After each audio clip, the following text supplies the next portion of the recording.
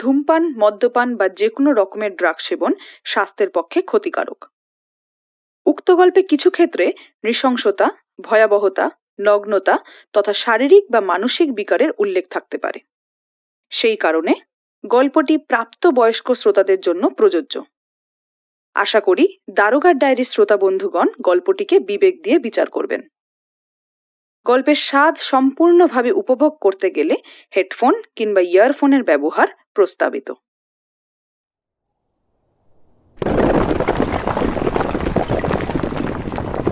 রূপমদা, সাবধানে এসো। উফ, কি অন্ধকার! টর্চের আলোটাও কম হয়ে আসছে। মোবাইলের ফ্ল্যাশটা জ্বালা হতো না, কিচ্ছু দেখা যাচ্ছে না। পড়ে গেলাম। উফ, পাটা মচকে গেল মনে হচ্ছে। আওয়াজ করিস না অতনু, আমার হাতটা ধর। হ্যাঁ, আস্তে আস্তে এগিয়ে। এ কি রূপমদা? ওই দেখো, এখানে তো রাস্তাটা শেষ হয়ে গেছে। সে কি, এখানে তো রাস্তা শেষ হওয়ার কথা ছিল না। দেখি কাগজটা আরেকবার বের করতো। এই দেখো, এখানে তুই ভগিনীর কথা বলছে। এর মানে কি? কিছুই মাথায় ঢুকছে না রে অতনু। রূপমদা, তাহলে এবার কি করবে? ও কি, কে, ওটা কে? অতনু, কি হলো? তুই ঠিক আছিস তো অতনু?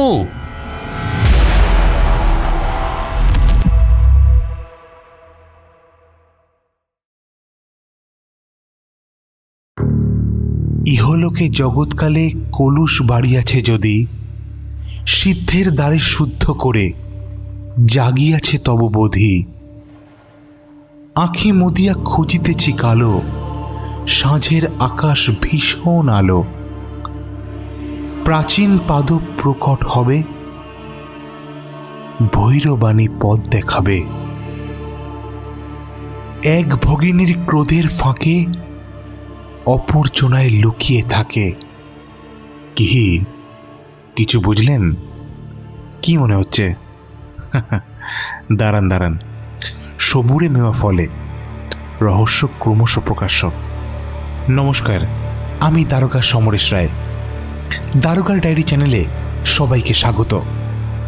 আজকের গল্পে বাস্তবতার সঙ্গে সঙ্গে খানিকটা কল্পনার আশ্রয় নেওয়া হয়েছে। ধন সম্পত্তি, প্রভাব প্রতিপত্তি, এইসব পার্থিব সুখ সেই আদিমকাল থেকে মানব সমাজে হানাহানি, রাহাজানি, বিবাদ আর বিভেদের কারণ হয়ে দাঁড়িয়েছে। তা সে বিবাদ ভাইয়ে ভাইয়ে হোক আর রাজা মহারাজায় হোক, শেষ অবধি এর ফলাফল কিন্তু কখনোই ভালো হয়নি।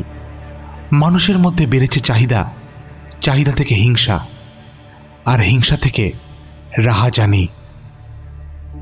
রামকৃষ্ণ পরমহংস হয়তো ঠিকই বলেছিলেন, টাকা মাটি, মাটি টাকা। আজকালকার সমাজে কজন মানুষ কতটার গুঁড়ো অর্থ বুঝতে পেরেছেন সেটা নিয়ে বেশ সন্দেহ আছে।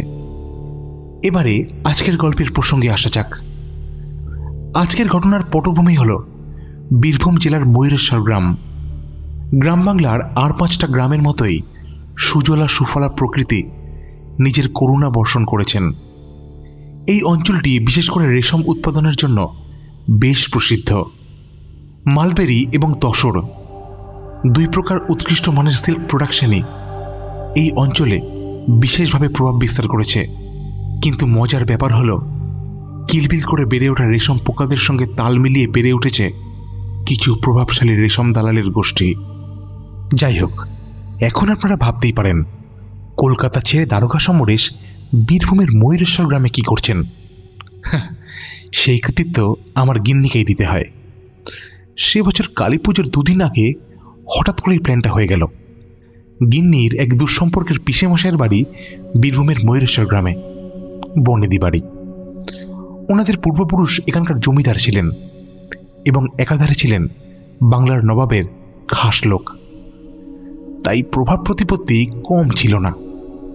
পুরনো আভিজাত্যে সামান্য কালিমা লাগলেও বহু বছরের ঐতিহ্যবাহী কালী পুজো এখনও বজায় আছে। তাই কাজের প্রেশারটা কোনো রকমে সামলে নিয়ে 3 দিনের ছুটিতে গিন্নিকে নিয়ে বেরিয়ে পড়েছিলাম। দত্তবাড়ির কালী পুজো কাটিয়ে পরের দিন ফিরব। অবশ্য এই গল্পের পটভূমি বুঝতে গেলে আরও একজন মানুষের সম্পর্কে জানতে হবে। নাম রূপম চৌধুরী, পেশায় আর্কিওলজিস্ট। আর্কিওলজিস্ট সার্ভে অফ ইন্ডিয়ার পক্ষ থেকে দেশ বিদেশে নানান জায়গায় ঘুরে বেরিয়েছেন, পুরাতনের খোঁজে নিজেকে সমর্পণ করেছেন। তবে তার পাশাপাশি এই মুহূর্তে তিনি কলকাতার এক প্রসিদ্ধ আর্টস কলেজে ইতিহাসের গেস্ট লেকচারার হিসেবে কর্মরত। I hope everything is clear. One more thing, students. আগামী কয়েকদিন I'll be out of station. So একেবারে কালী পুজোর পর আমাদের দেখা হবে।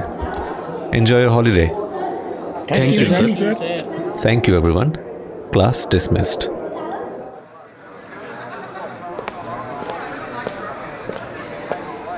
রূপমদা, ও রূপমদা। আরে অতনু, কলেজে সবার সামনে অ্যাটলিস্ট স্যার বলে ডাক। আরে ওসব ছাড়ো রূপমদা, বলছি শোনো না, কালকে যেটা বললাম ওটা ভেবে দেখেছো? দেখ অতনু, তুই আমার সব থেকে ফেভারিট স্টুডেন্ট। তুই যদি আমার সাথে বীরভূম যেতে চাস তাতে আমার কোনো আপত্তি নেই, কিন্তু তাই বলে আমাকে একটু ভাবতে দে। বিশ্বাস করো রূপমদা, আমি অনেক কষ্ট করে যদুনাথ দত্তর অরিজিনাল পাণ্ডুলিপি জোগাড় করেছি।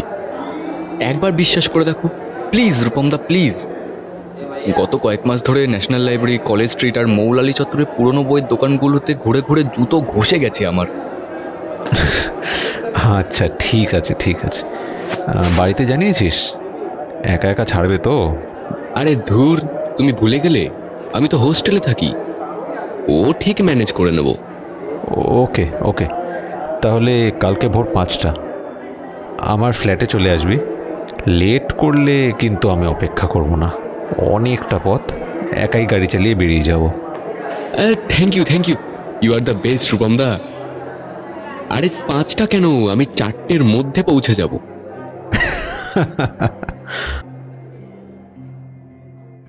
সপরিবারে কোথাও যাওয়া মানে খুব স্বাভাবিকভাবেই গুচ্ছের ব্যাগপত্রের ঝক্কি।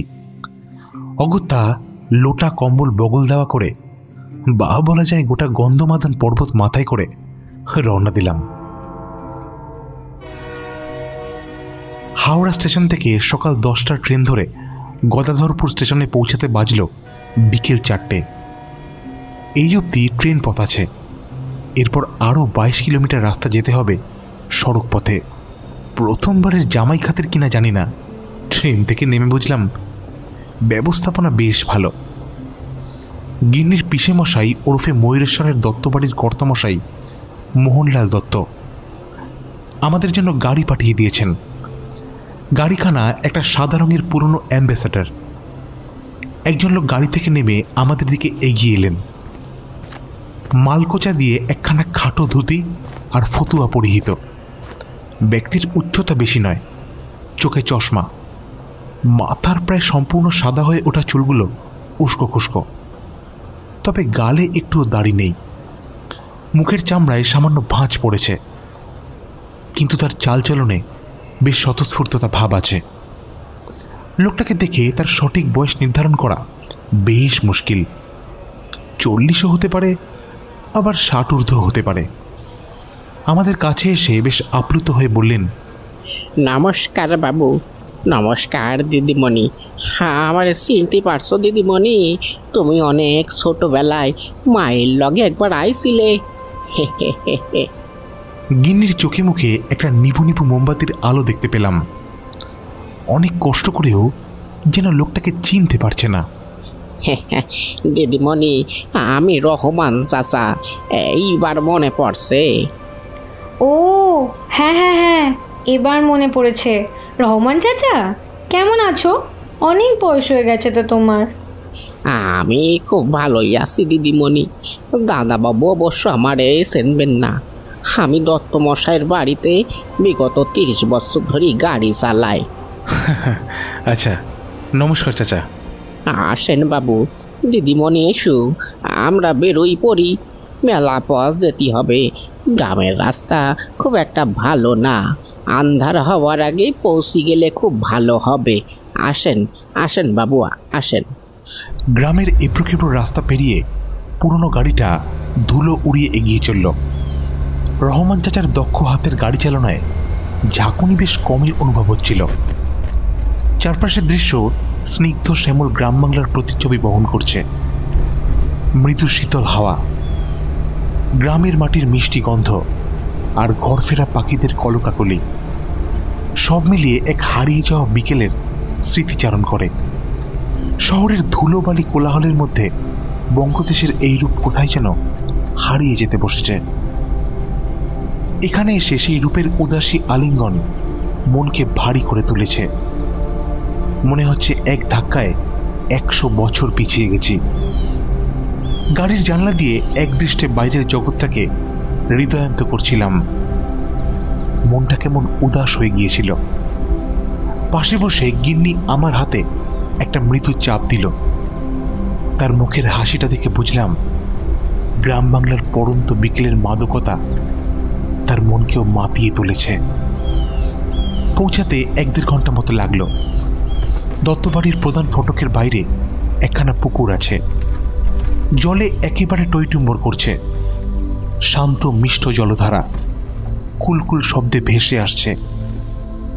এই পুকুরের জলের উৎস হল এখানকার প্রধান নদী সিদ্ধেশ্বরী। নদীর জলের একটা অংশ মূল প্রবাহ থেকে আলাদা হয়ে এই পুকুরটিকে সামান্য জল সরবরাহ করেছে। 3-4টে গ্রামের ছেলে মেয়ে সেই জলে ছিপ ফেলে বসেছিল। আমাদের গাড়িটা ঢুকতেই তারা ছুটে পালালো। তাদের খিলখিল হাসির আওয়াজ অনেক দূর অবধি শোনা যাচ্ছিল। আমার গাড়িটা প্রধান ফটক পেরিয়ে ভেতরে ঢুকতে দত্তবাড়িখানা দৃষ্টিগোচর হলো। সামনে খানিকটা সুরি বিছানো রাস্তা আর সাথে বিরাট বাগান।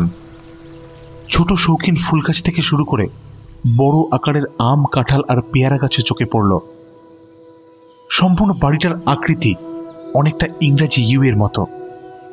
মোট 3টি অংশে বিভক্ত। মাঝের প্রধান অংশটি দোতলা, বিশাল আকার, আর তাকে মাঝখানে রেখে বাকি অংশ দুটি দুই দিকে খানিকটা লম্বাটেভাবে অবস্থিত। এই অংশ দুটি একতলা। এখানে একটি করে লম্বা ঢালাও বারান্দা এবং তার সঙ্গে পাশাপাশি করে পরপর কয়েকটা ঘর। কিছু বৃত্তস্থানীয় মানুষ এই ঘরগুলোতে থাকলেও বেশিরভাগ ঘরই খালি পড়ে আছে। এছাড়াও পূর্ব দিকে মাঝারি আকারের একটা মন্দির এবং মন্দিরের সামনে বেশ চওড়া চাতালও রয়েছে। আসন্ন কালী পুজোর জন্য ফুল দিয়ে সাজানো হয়েছে। আমাদের অভ্যর্থনা করতে অনেকেই বেরিয়ে এলেন। সবার আগে আসলেন মোহনলাল দত্তমশাই এবং তার স্ত্রী মৃন্ময়ী দেবী। এসো এসো, আসতে কোনো অসুবিধা হয়নি তো?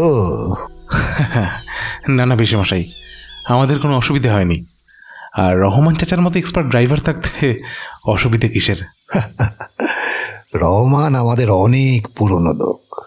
বাবা সমরেশ, তুমি আমাদের রাঙা পিসি আর রাঙা পিসো বলে ডেকো, পায়েলও তাই বলেই ডাকে। আমি ওনাদের দুজনকেই প্রণাম করলাম। রাঙা পিসমশাই, রাঙা পিসি, কেমন আছো তোমরা? আমরা খুব ভালো আছি মা। এসো, অনেকটা পথ এসেছো। এসো বাবা সমরেশ, ভিতরে গিয়ে একটু বিশ্রাম করবে। খাতির যত্নের যে কোনো অভাব হয়নি তা বলাই বাহুল্য। একটু ফ্রেশ হয়ে বাইরের বৈঠকখানায় যখন এসে বসলাম, তখন চেনা অচেনা বেশ কিছু মানুষের হাসি ঠাট্টার আওয়াজে পরিবেশ গমগম করছে। দত্তবাড়ির স্থায়ী বসবাসকারীর সংখ্যা বেশি না হলেও কালী পুজোর সময়টায় আত্মীয় স্বজনরা যে যেখানেই থাকুক না কেন সবাই আসার চেষ্টা করেন। তবে গিন্নির সঙ্গে বিয়ের 5টা বছর হলেও এটা আমার প্রথমবার। বাইরের ঘরে সোফায় বসতে অল্প বয়সী চাকর কানাই গরম ধোয়া ওঠা চা আমার দিকে এগিয়ে দিল। বাবু, গরম আছে। সঙ্গে এক বাটি চানাচুর, নারকেল এবং সর্ষে তেল দিয়ে মাখা মুড়ি। এখানকার মানুষদের মধ্যে একটা অদ্ভুত সরলতা আছে। জামাই হিসাবে এটা আমার প্রথমবার আসা। তাই হাসি ঠাট্টার মধ্যমণি হয়ে উঠতে বেশি সময় লাগলো না।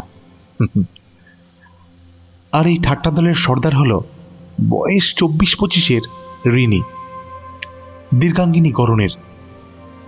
রোগাশোকা ছটফটে মেয়েটি সম্পর্কে আমার শ্যালিকা।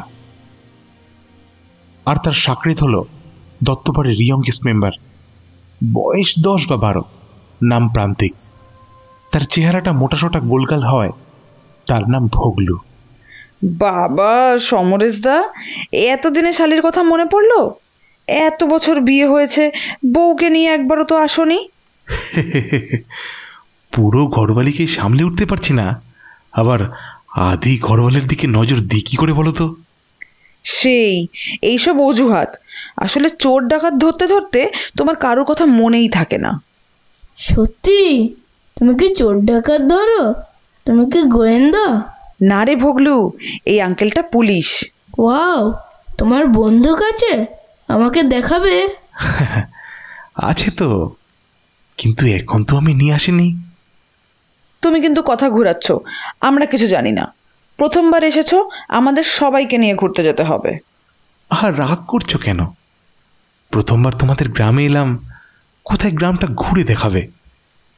আমি তো তোমার ভরসাতেই বসে আছি। আরে ওদের বকো না মৃন্ময়ী, ওরা ছেলে মানুষ।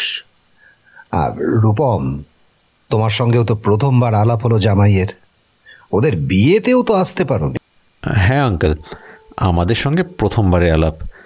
হাই, আমি রূপম, আর এটি আমার একজন স্টুডেন্ট, ওর নাম অতনু। গ্রাম দেখার শখ ছিল, তাই ওকে সঙ্গে করে নিয়ে এসেছি। ও আচ্ছা আচ্ছা, হ্যালো অতনু। Hello everyone. গল্পে অনেকগুলো চরিত্র থাকলেও প্রথমেই তাদের সঙ্গে পরিচয় করিয়ে দেওয়াটা বেশ জরুরি, না হলে গল্পের লয় বিঘ্নিত হতে পারে। সেই কারণে এই প্রসঙ্গে পরিচয় পর্বটাও সেরে নিচ্ছি। বীরভূমের ময়ূরেশ্বর গ্রামের এই বিশালাকার দত্ত পরিবারের স্থায়ী বাসিন্দা 5 জন।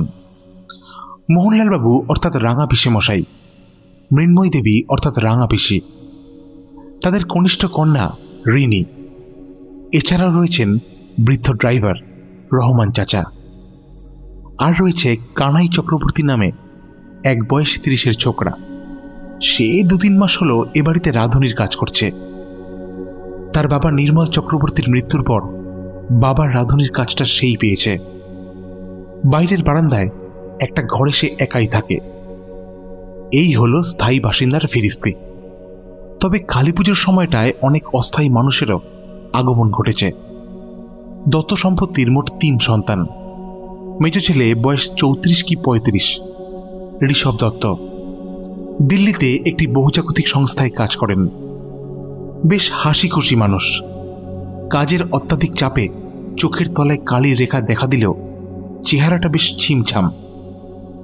শুনেছি নিয়মিত শরীর চর্চা করেন। মোহনলাল বাবুর মতোই তারও উচ্চতা 6 ফুটের কাছাকাছি। বছরের এই সময়টায় সপ্তাহখানিকের ছুটি নিয়ে তিনি স্ত্রী মানসী আর ছেলে প্রান্তিক ওরফে ভগলুকে নিয়ে ময়ূরেশ্বরের বাড়িতে আসেন। উপস্থিত আরও 2 জন মানুষ আছেন, রূপম চৌধুরী এবং তার ছাত্র বয়স 16 কি 17 অতনু। রূপম হলেন মানসী দেবীর নিজের ভাই। উচ্চতা একটু খাটো অথচ স্লিম ফিজিক। কর্মক্ষেত্রে একজন প্রতিষ্ঠিত আর্কিওলজিস্ট। এখানে তিনি প্রথমবার এসেছেন। অতনু বেশ লম্বা, তারও মেদবিহীন ছিমছাম চেহারা। এছাড়াও আছেন এই দত্তবাড়ির বহুদিনের পূজারী উপাধ্যায় মশাই। ওনার বয়স যে কত সেটা আন্দাজ করা খুব কষ্টকর। 90-এর উপর হলেও আশ্চর্য হব না। প্রতিবারের মতো এবারও কালী পুজোর প্রধান পূজারীর দায়িত্বে আছেন তিনি। এবারে একজন অনুপস্থিতির কথা বলা দরকার। ঋষভ এবং রিনি ছাড়াও দত্ত সম্পত্তির আরও একজন সন্তান অর্থাৎ বড় ছেলে আছেন। অবশ্য ছিলেন বললে বেশি ভালো হবে।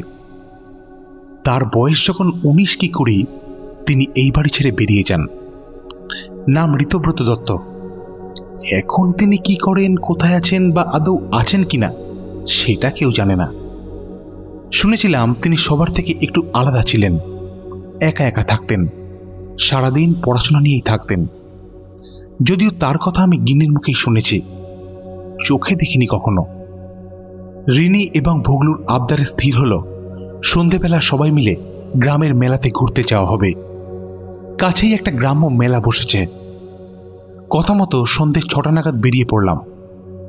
আমি, গিন্নি, রিনি, ভগলু, মানসী দেবী আর আমাদের গাইড হিসাবে চলল রহমান চাচা। রূপম এবং অতনু যেতে চাইল না, ওদের নাকি অন্য কি কাজ আছে। আমরা গাড়িতে নয়, হেঁটেই গেলাম। হেঁটে হেঁটে মেলা দেখার মজাই অন্যরকম।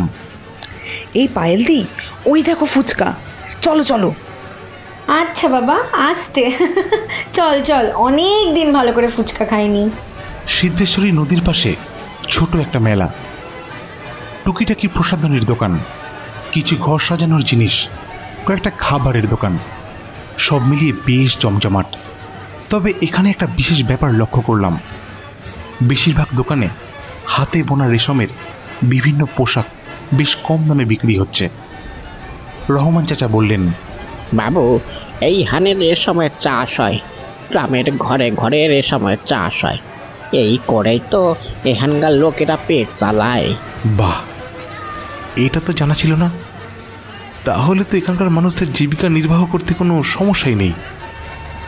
এই রেশমের পোশাক শহরে বিক্রি করেও তো অনেক রোজগার হবে। রহমান চাচার মুখটা কেমন যেন বিষণ্ণ হয়ে গেল। খানিকটা হতাশা নিয়ে তিনি বললেন, না বাবু, সে ভাগ্য কি আমাদের গ্রামের অভাগা মানুষগুলোর আছে। কেন ঠিক বুঝলাম না। আর বলবেন না বাবু, গুটি পোকা চাষ করি, সেই গুটি মেলা দিন ধরে শুকোতি হয়, তার থেকে একটা একটা করে সুতো বের করে এত পরিশ্রম করে এই মানুষগুলো কাপড় বানায়। কিন্তু এই সব কাপড় মেলা কম দামে ফ্যাক্টরিতে চলে যায়, এদের হাতে কিছু থাকে না। ওই হারামজাদা যদু বিশ্বাসটা এদের কিছু দেয় না বাবু। তাই সাপ্লাই দেওয়ার পর যা কাপড় চোপড় বাইসা থাকে সেগুলো এরা কম দামে মেলায় বিক্রি করি মাত্র 2 পয়সা রোজগার করে। এই যদু বিশ্বাসটা কে? ওই রেশম ফ্যাক্টরির ম্যানেজার। ওই হালার যে কত পয়সা দরকার কিডা জানে। ম্যানেজার না ছাই গুন্ডা, বুঝলেন বাবু, পাক্কা গুন্ডা। এইখানে রেশম ফ্যাক্টরির খারাপ দশার জন্যই ওই বেড়াই দায়ী। সব টাকা মাইরা সাফ কইরা দিলে, এখন আবার লাগছে আমাকে দত্তবাবুর পিছনে। মানে ওর ইচ্ছা দত্তবাড়িটা ভাইঙা আর এখন রেশম ফ্যাক্টরি বানাইব। ওই হারামজাদাটা বাবুরে খুব অপমান করছিল। নেহাত গ্রামে বাবুর একটা মান আছে, তাই গ্রামের লোকেরা সব প্রতিবাদ জানাইছিল। কিন্তু কতদিন আর জানাবে বলেন, পেটে লাথি মারি দিবে না, সেই ভয়ে আর কেউ কিছু কয় না। ওই, ওখানে কি করছো? রহমান চাচার কথাগুলো শুনছিলাম, হঠাৎ গিন্নির ডাকে সম্বিত ফিরে পেলাম। ওই দেখো, কত সুন্দর সুন্দর সিল্কের শাড়ি, আমি কিন্তু একটা কিনবো। আচ্ছা আচ্ছা, বেশ চলো। না না, শুধু বউকে দিলে হবে না, আমাকেও দিতে হবে। আমি তো ঠিক করেই নিয়েছি, সমরেশদা যেই শাড়িটা দেবে ওইটাই আমি পুজোর দিন পরবো। টুকিটাকি কেনাকাটা করে বাড়ির সব মহিলাদের জন্য শাড়ি কিনে এবং বেশ কয়েকটা জিলিপি কিনে বাড়ি ঢুকতে রাত 9টা বেজে গেল। গ্রামে রাত নামে ঝুপ করে। ততক্ষণে দত্তবাড়ির চারিপাশটা যেন কোনো বঙ্গরমণীর কালো কৃষ্ণাশির আলিঙ্গনে ডুবে গিয়েছে। রাতের খাবার তাড়াতাড়ি খেয়ে নেওয়া হলো। শোয়ার আগে ধূমপানের প্রবল হাতছানিতে সাড়া দিতে বাইরের উঠোনে এলাম। হাজার হোক, পিসে মশাইয়ের সামনে তো এই কুকর্ম করা যায় না। বাইরে বেরিয়ে দেখি রূপমও দাঁড়িয়ে আছে, সঙ্গে অতনুও আছে। কি ব্যাপার রূপমবাবু, আপনিও কি? রূপম একটু হেসে বলল, হ্যাঁ ঠিকই ধরেছেন, কিন্তু লাইটারটা কাজ করছে না। এই নিন, আমারটা নিন। Thank you. আর প্লিজ আমাকে আপনি আপনি করে বলার কোনো দরকার নেই, তুমিতেই আমি কমফোর্টেবল। আচ্ছা বেশ, আজকে মেলায় গেলে না কেন? আসলে সমরেশদা, মানে আমার আর অতনুর একটু কাজ ছিল। খুব গুরুত্বপূর্ণ কিছু কি? মানে শেয়ার করতে চাইলে বলতে পারো। তোমাদের দুজনকেই খুব চিন্তিত লাগছে। রূপম এবং অতনু দুজনে একে অপরের দিকে তাকিয়ে নিঃশব্দে চোখের ইশারায় কয়েকটা কথা বিনিময় করে নিল। তারপর সিগারেটে একটা টান দিয়ে রূপম বলল,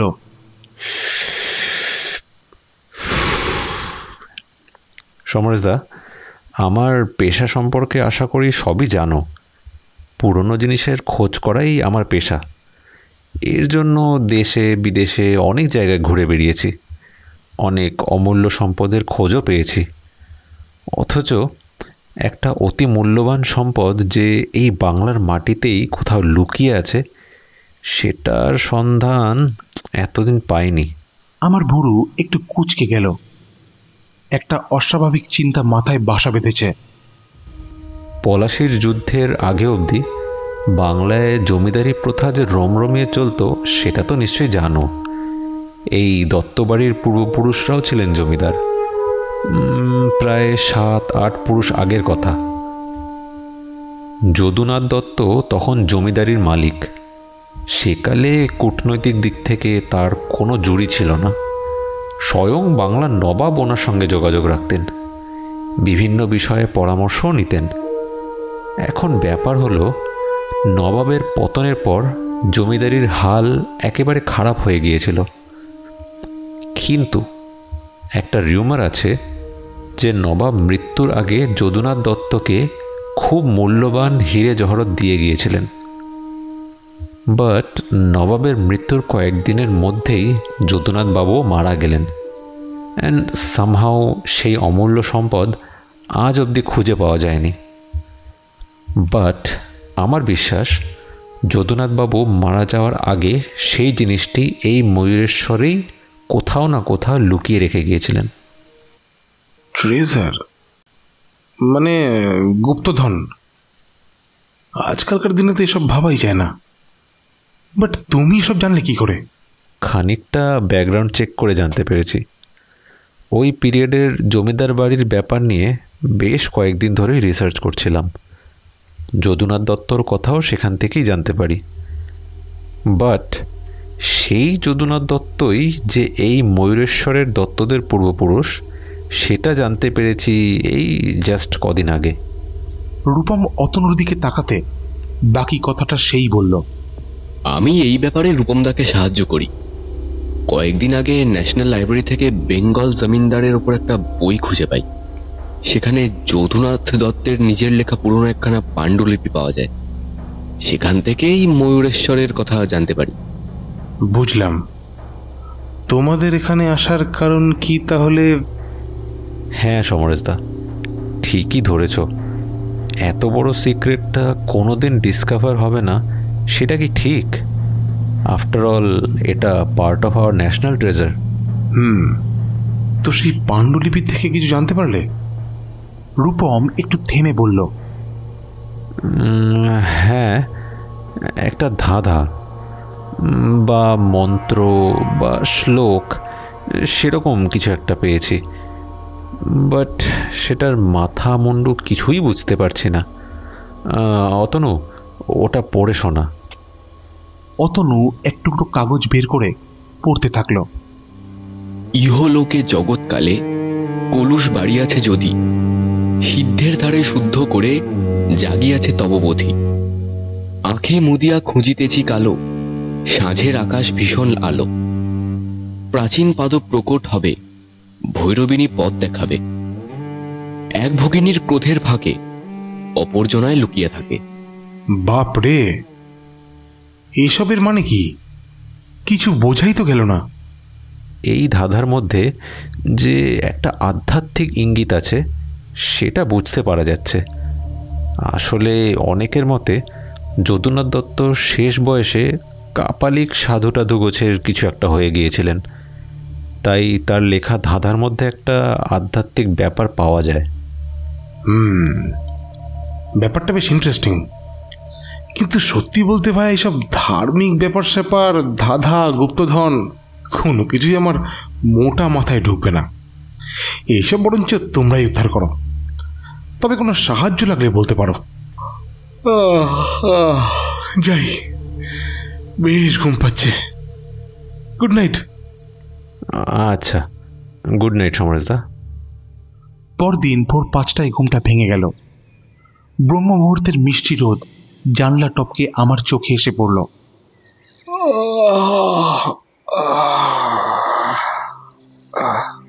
গিন্নি তখনও অঘরে ঘুমাচ্ছে। থাক, ঘুমাক। কাল সারাদিন অনেক খাটনি গেছে, তাছাড়া আজ সারা রাত জাগতেও হবে, সারা রাত ধরে পুজো হবে। আমি প্রাতঃকর্ম সেরে বাইরে উঠোনে বেরিয়ে এলাম। উঠোনে ঋষভবাবু ব্যায়াম করছেন। আমাকে দেখে বললেন,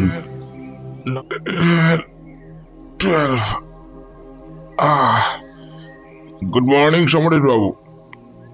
আপনারও কি সকালে ওঠার অভ্যাস আছে নাকি? 15 ওই আর কি। আপনি কি প্রতিদিনই? একদম, একদিনও মিস নেই। বেশ, খুব ভালো কথা। আপনি চালিয়ে যান, আমি একটু ওদিকটা ঘুরে আসি। উঠোনের অপর প্রান্তে দেখলাম রহমান চাচা দাঁড়িয়ে কুলকুচি করে মুখ ধুচ্ছে। আমি সেদিকে এগিয়ে গেলাম। রহমান চাচা, গুড মর্নিং।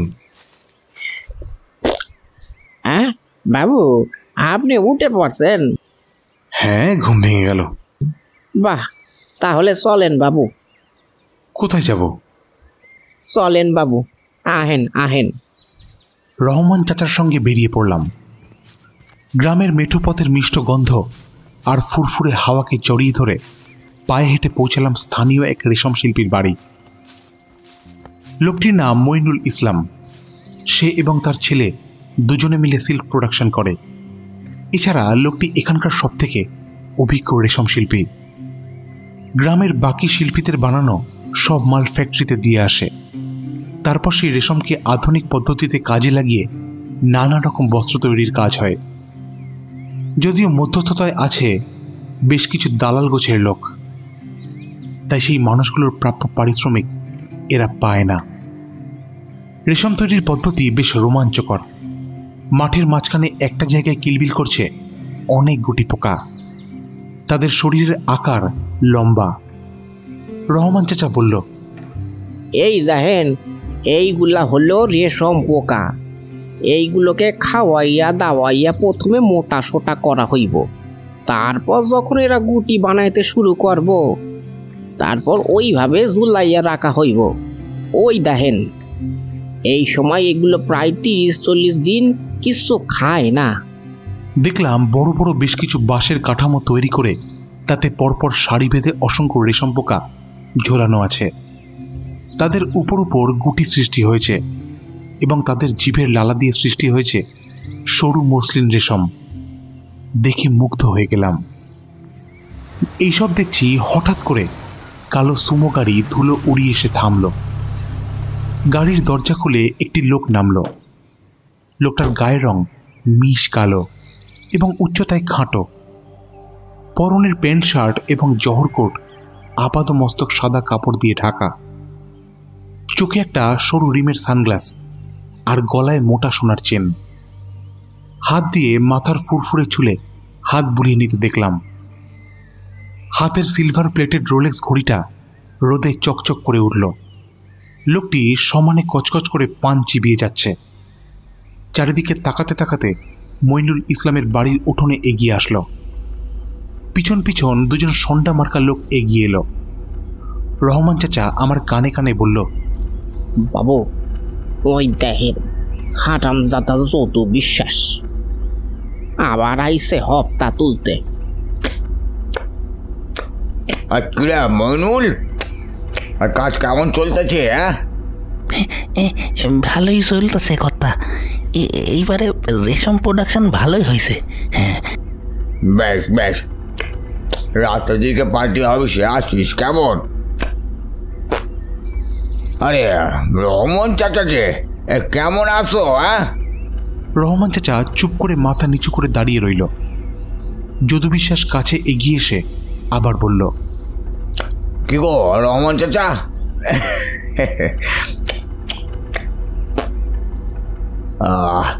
দত্ত বাড়ির লোকজন কেমন আছে? আর তোমার কাজ বাজি বা কেমন চলছে বলো দেখিনি। করে নাও যতদিন পারো করে নাও। কতদিন ধরে কইতাছি যে একটু বুড়া বুড়িরে বুঝাও, কলকাতায় একখানা ফ্ল্যাট দিমু, আর সেটাও তো কইছি যে ভালোভাবে। আজকাল আর কেউই কথা শুনে না দেখতেছি। যাই হোক, এইটা কে?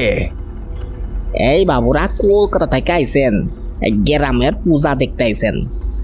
লোকটা আমার দিকে একটা বিরক্তিকর মুখভঙ্গি করে তাকালো, তারপর বলল, ও আচ্ছা, ঘোরেন ঘোরেন, কিরাম ঘুরে দেখেন, ভালো ভালো। কালী পুজো দেখে যাবেন কেমন? এই বাড়ি তো শেষবার, পরের বছর থেইকা ওই বাড়ি আমার হইব, বুঝলেন? এই মইনুল, চললাম গো, রাতে চলে আসো কেমন? লোকটা পিঠ দেখিয়ে চলে যেতে লাগলো। এই কদর্য কীটসম লোকটির অভদ্র ব্যবহার চুপচাপ হজম করা আমার পক্ষে একেবারেই সম্ভব ছিল না। গলা ঝাড়া দিয়ে আমি বললাম, 1 মিনিট, চলে যাচ্ছেন যে, একটু আলাপ করে যাবেন না? যদু বিশ্বাসের মুখে একটা বিরক্তির ছাপ ফুটে উঠল। সে আমার দিকে ঘুরে বলল, ও বাবা, এ লোক আবার কথাও কয় নাকি? হ্যাঁ, রহমান চাচা, আমি তো শুনছিলাম দত্ত বাড়ির লোকেরা কথাই কইতে পারে না। এই বলে লোকটা বিচ্ছিরিভাবে হাসতে লাগলো। তার তালে তাল মিলিয়ে পিছনে দাঁড়ানো সন্ডামার্কা লোক দুটো হাসতে লাগলো। আমি খানিকটা ব্যঙ্গাত্মক সুরেই বললাম, আপনার সাকরের দুজনকে দেখছি আপনার সঙ্গেই হাসে, আপনার সঙ্গেই কাঁদে। আমার কথা বাদ দিন, ওরা কথা বলতে পারে তো, নাকি আপনারা আবার শুকুরের দলের মতো একসঙ্গেই ঘোঁত করেন? আমার এই কথা শুনে যদু বিশ্বাসের চোখ দুটো ধক করে চলে উঠল। সেই চাহনিতে ক্ষুধার্ত বাঘের নিষ্ঠুরতা। রাগে ফোঁস করতে করতে আমার কাছে এগিয়ে এসে বলল, তুই জানিস কার লগে কথা কইছিস? আমি চাইলে তোকে পিঁপড়ের মতো টিপা মাইরা ফেলাইতে পারি, বুঝছস? তোর নিজের সাইজটা দেখেছিস? একটা বাচ্চা পিঁপড়েও তোর হাতের চেটোয় আটবে না। আর তুইও জানিস না কার সামনে দাঁড়িয়ে আছিস। কলকাতায় গিয়ে দারোগা সমরেশ রায় নামটা খোঁজ করিস, সাদা প্যান্টটা না রঙিন হয়ে যাবে। খুব গরম দেখতাছিস তোর। হ্যাঁ, এটা কলকাতা নয় রে বাসা, এইখানে সূর্য চন্দ্র সব আমার কথায় ওঠে আর বসে, বুঝছস? চিন্তা নেই, আমি থাকতে তুই দত্তবাড়ির কারোর টিকির ছোঁয়া পাবি না। বেশ খানিকক্ষণ আমার চোখে চোখ রেখে দাঁড়িয়ে রইলেন যদু বিশ্বাস। আমার চোখের দৃষ্টিও দৃঢ় প্রতিজ্ঞ। একটা থমথমে আবহাওয়ার মধ্যে দুটো শব্দভেদী বাণ যেন একে অপরের ফলা চিরে এগিয়ে যাওয়ার প্রবল চেষ্টায় প্রতিজ্ঞাবদ্ধ। দুই অপ্রতিরোধ শক্তি একে অপরের সামনে এসে দাঁড়িয়েছে। নিজেকে অনেক কষ্টে সামলে রেখেছি। হাজার হোক, এখানে আমি অন ডিউটি নেই, তাছাড়া পরিবার আছে। সাবধানতা বজায় রাখাটাই বুদ্ধিমানের কাজ। খানিকক্ষণের নিস্তব্ধতা কাটিয়ে ধীরে ধীরে মুখে ধূর্ত সাপেদের মতো একটা বাঁকা হাসি ফুটিয়ে পুত করে পানের ফিক ফেলল যদু বিশ্বাস। তারপর কিছু না বলেই সেখান থেকে চলে গেল।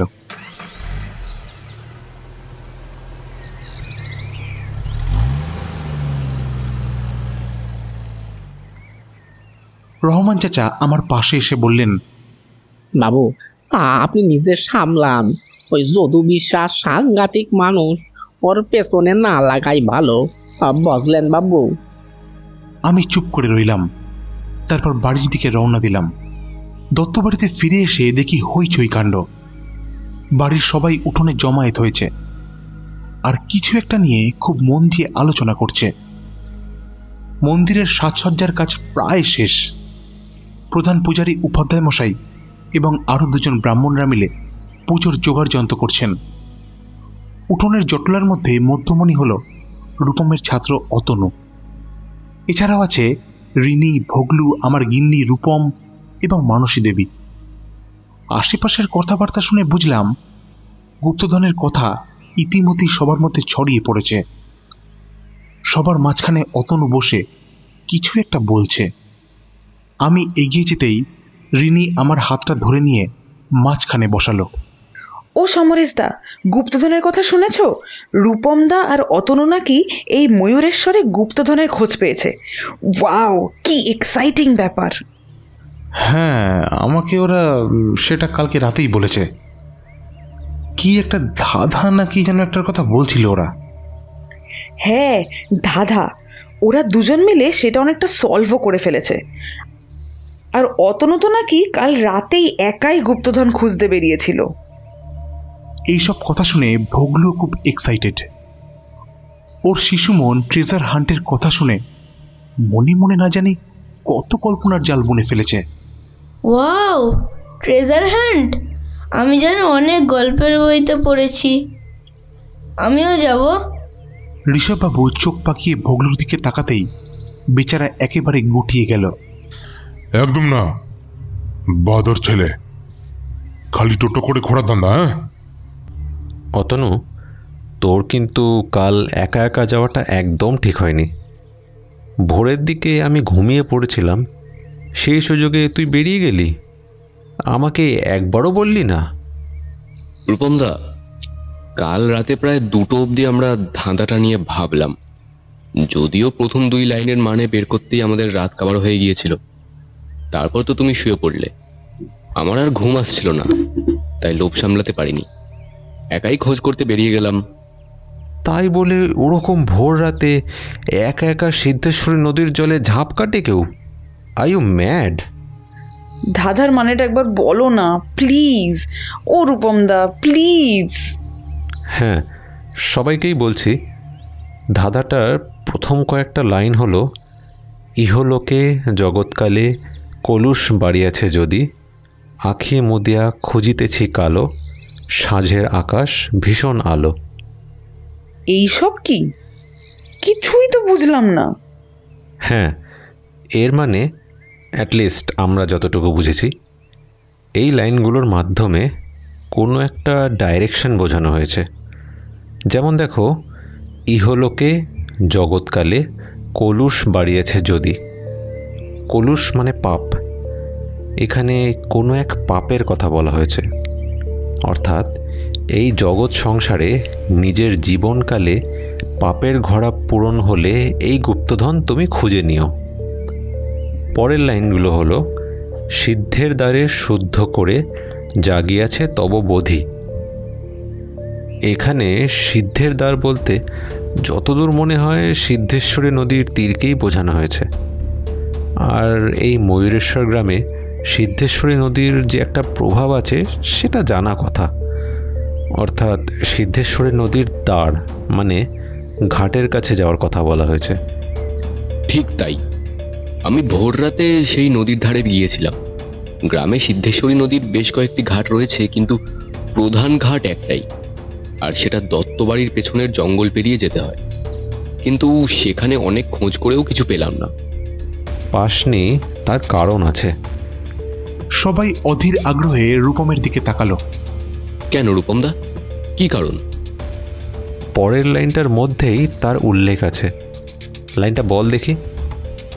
আঁখি মুদিয়া খুঁজিতেছি কালো, সাঁঝের আকাশ ভীষণ আলো।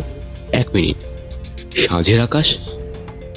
ও আচ্ছা, তার মানে কি সন্ধেবেলায় নদীর তীরে যেতে বলা হয়েছে? কিন্তু এখানে মনে হচ্ছে একটা ভুল আছে। সাঁঝের আকাশ আলো কেন? মানে সন্ধ্যাবেলায় আকাশ তো কালো হওয়ার কথা।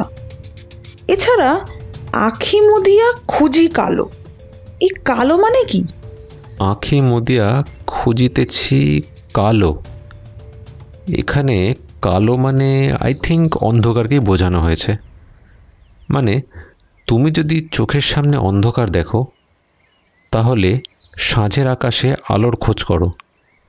এবারে বল দেখি, সাঁঝের আকাশে আলো কোন দিকে থাকে? পশ্চিম দিকে। সাঁঝের বেলায় সূর্য পশ্চিমে অস্ত যায়। ঠিক তাই। সো আমার মনে হয় সিদ্ধেশ্বরীর ঘাট থেকে পশ্চিম দিকে যাওয়ার নির্দেশ দেওয়া হয়েছে। ওয়াও রূপমদা, ইউ আর আ জিনিয়াস। তাহলে আজকে রাতেই চলো, সবাই মিলে যাই। এসব কি হচ্ছে কি? মোহনলাল দত্ত ওরফে আমাদের রাঙা পিসেমশাই রেগে মেগে এগিয়ে এলেন। এতক্ষণের আলোচনা তিনি বোধ করি দূর থেকে শুনতেও পেয়েছেন। আজকে রাতে কালী পুজো, কেউ বাড়ি ছেড়ে বেরোবে না। আর রিনি, তোমার বাড়াবাড়ি আমি একদম সহ্য করব না। রাতের বেলায় কোনো ভদ্র বাড়ির মেয়ে বাড়ি থেকে বেরোয় না। কিন্তু বাবা। কোনো কিন্তু না। ওইসব গুপ্তধনের কথা সব মিথ্যে, ওসব বাজে কথা। তুমি কোথাও যাবে না। মনে রেখো, আমার কথাই শেষ কথা। যাও, মায়ের হাতে হাতে একটু কাজ করো। রিনি ছলছল করে চোখ মুছতে মুছতে ভেতরে চলে গেল। আমি এতক্ষণ চুপ করেই বসেছিলাম। আমি বললাম, আমার মনে হয় রাঙা পিসেমশাই ঠিকই বলেছেন। রাতের বেলায় জঙ্গল টপকে যাওয়ার কোনো দরকার নেই। কোথায় কি বিপদ হয় কে জানে। কিছু মনে করো না জামাই, আসলে এই ময়ূরেশ্বর আর আগের মতো নেই। সেই আগেকার দিনও নেই। সময় ভালো না, তার উপর রাতের বেলায়। কাকা বাবু ঠিকই কইছেন, উনি বিচক্ষণ মানুষ, তার উপর ঘরে যুবতী মেয়ে। সেই জন্য তো কইতাছি, এই বাড়িটারি বেছে বুঝে পালান দেই, কলকাতায় গিয়ে আরামে থাকবেন, বুঝলেন? আমি একখান ফ্ল্যাটের ব্যবস্থা কইরা দিমু, এই বাড়িখান আমি সামলাইয়া লইব, কেমন? যদু বিশ্বাসের অপ্রত্যাশিত আগমনটা আশাই করিনি। এই লোকটাকে দেখছি নাছোড়বান্দা। রহমান চাচা ভুল কিছু বলেননি। পুজোর দিনেও হারামজাদা হানা দিয়েছে। তাকে দেখে রাঙা পিসেমশাইয়ের মুখের অবস্থা শোচনীয় হয়ে উঠল। এ কি যদু, তুমি? ইয়ে বেশ, সমরেশ উনি? আরে তা লাগবে না কাকা বাবু, আমাদের মধ্যে আলাপচারিতা হয়ে গেছে, বুঝলেন? আমি শুধু আপনার মনে কইরাতে এলাম, বুঝলেন? আজ পুজোর দিন। যাক, ভালো থাকবেন তবে। চলি। উঠোনের মাঝখানে পানের পিক ফেলে যদু বিশ্বাস বিদায় নিল। একটা সরীসৃপ যেন তার শিকারকে নিজের ঠান্ডা শরীরের স্পর্শ দিয়ে অন্ধকারে মিলিয়ে গেল। আপনি চিন্তা করবেন না পিসেমশাই, রহমান চাচা আমাকে সবই বলেছে। এই যদু বিশ্বাসকে আমি ঠান্ডা করে দেব। এখানকার স্থানীয় থানায় আমি নিজে একবার যাব। কোনো লাভ নেই সমরেশ, এসব লোকের অনেক টাকা, সেই টাকায় আইন চাপা পড়ে যাবে। কিন্তু আইনের উপর ভরসা হারাবেন না। ওসব কথা এখন থাক।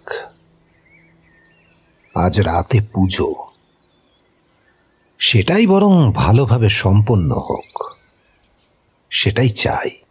বাকি মাছ এখানে নিয়ে যাবেন, যা বিচার করবেন সেটাই হবে।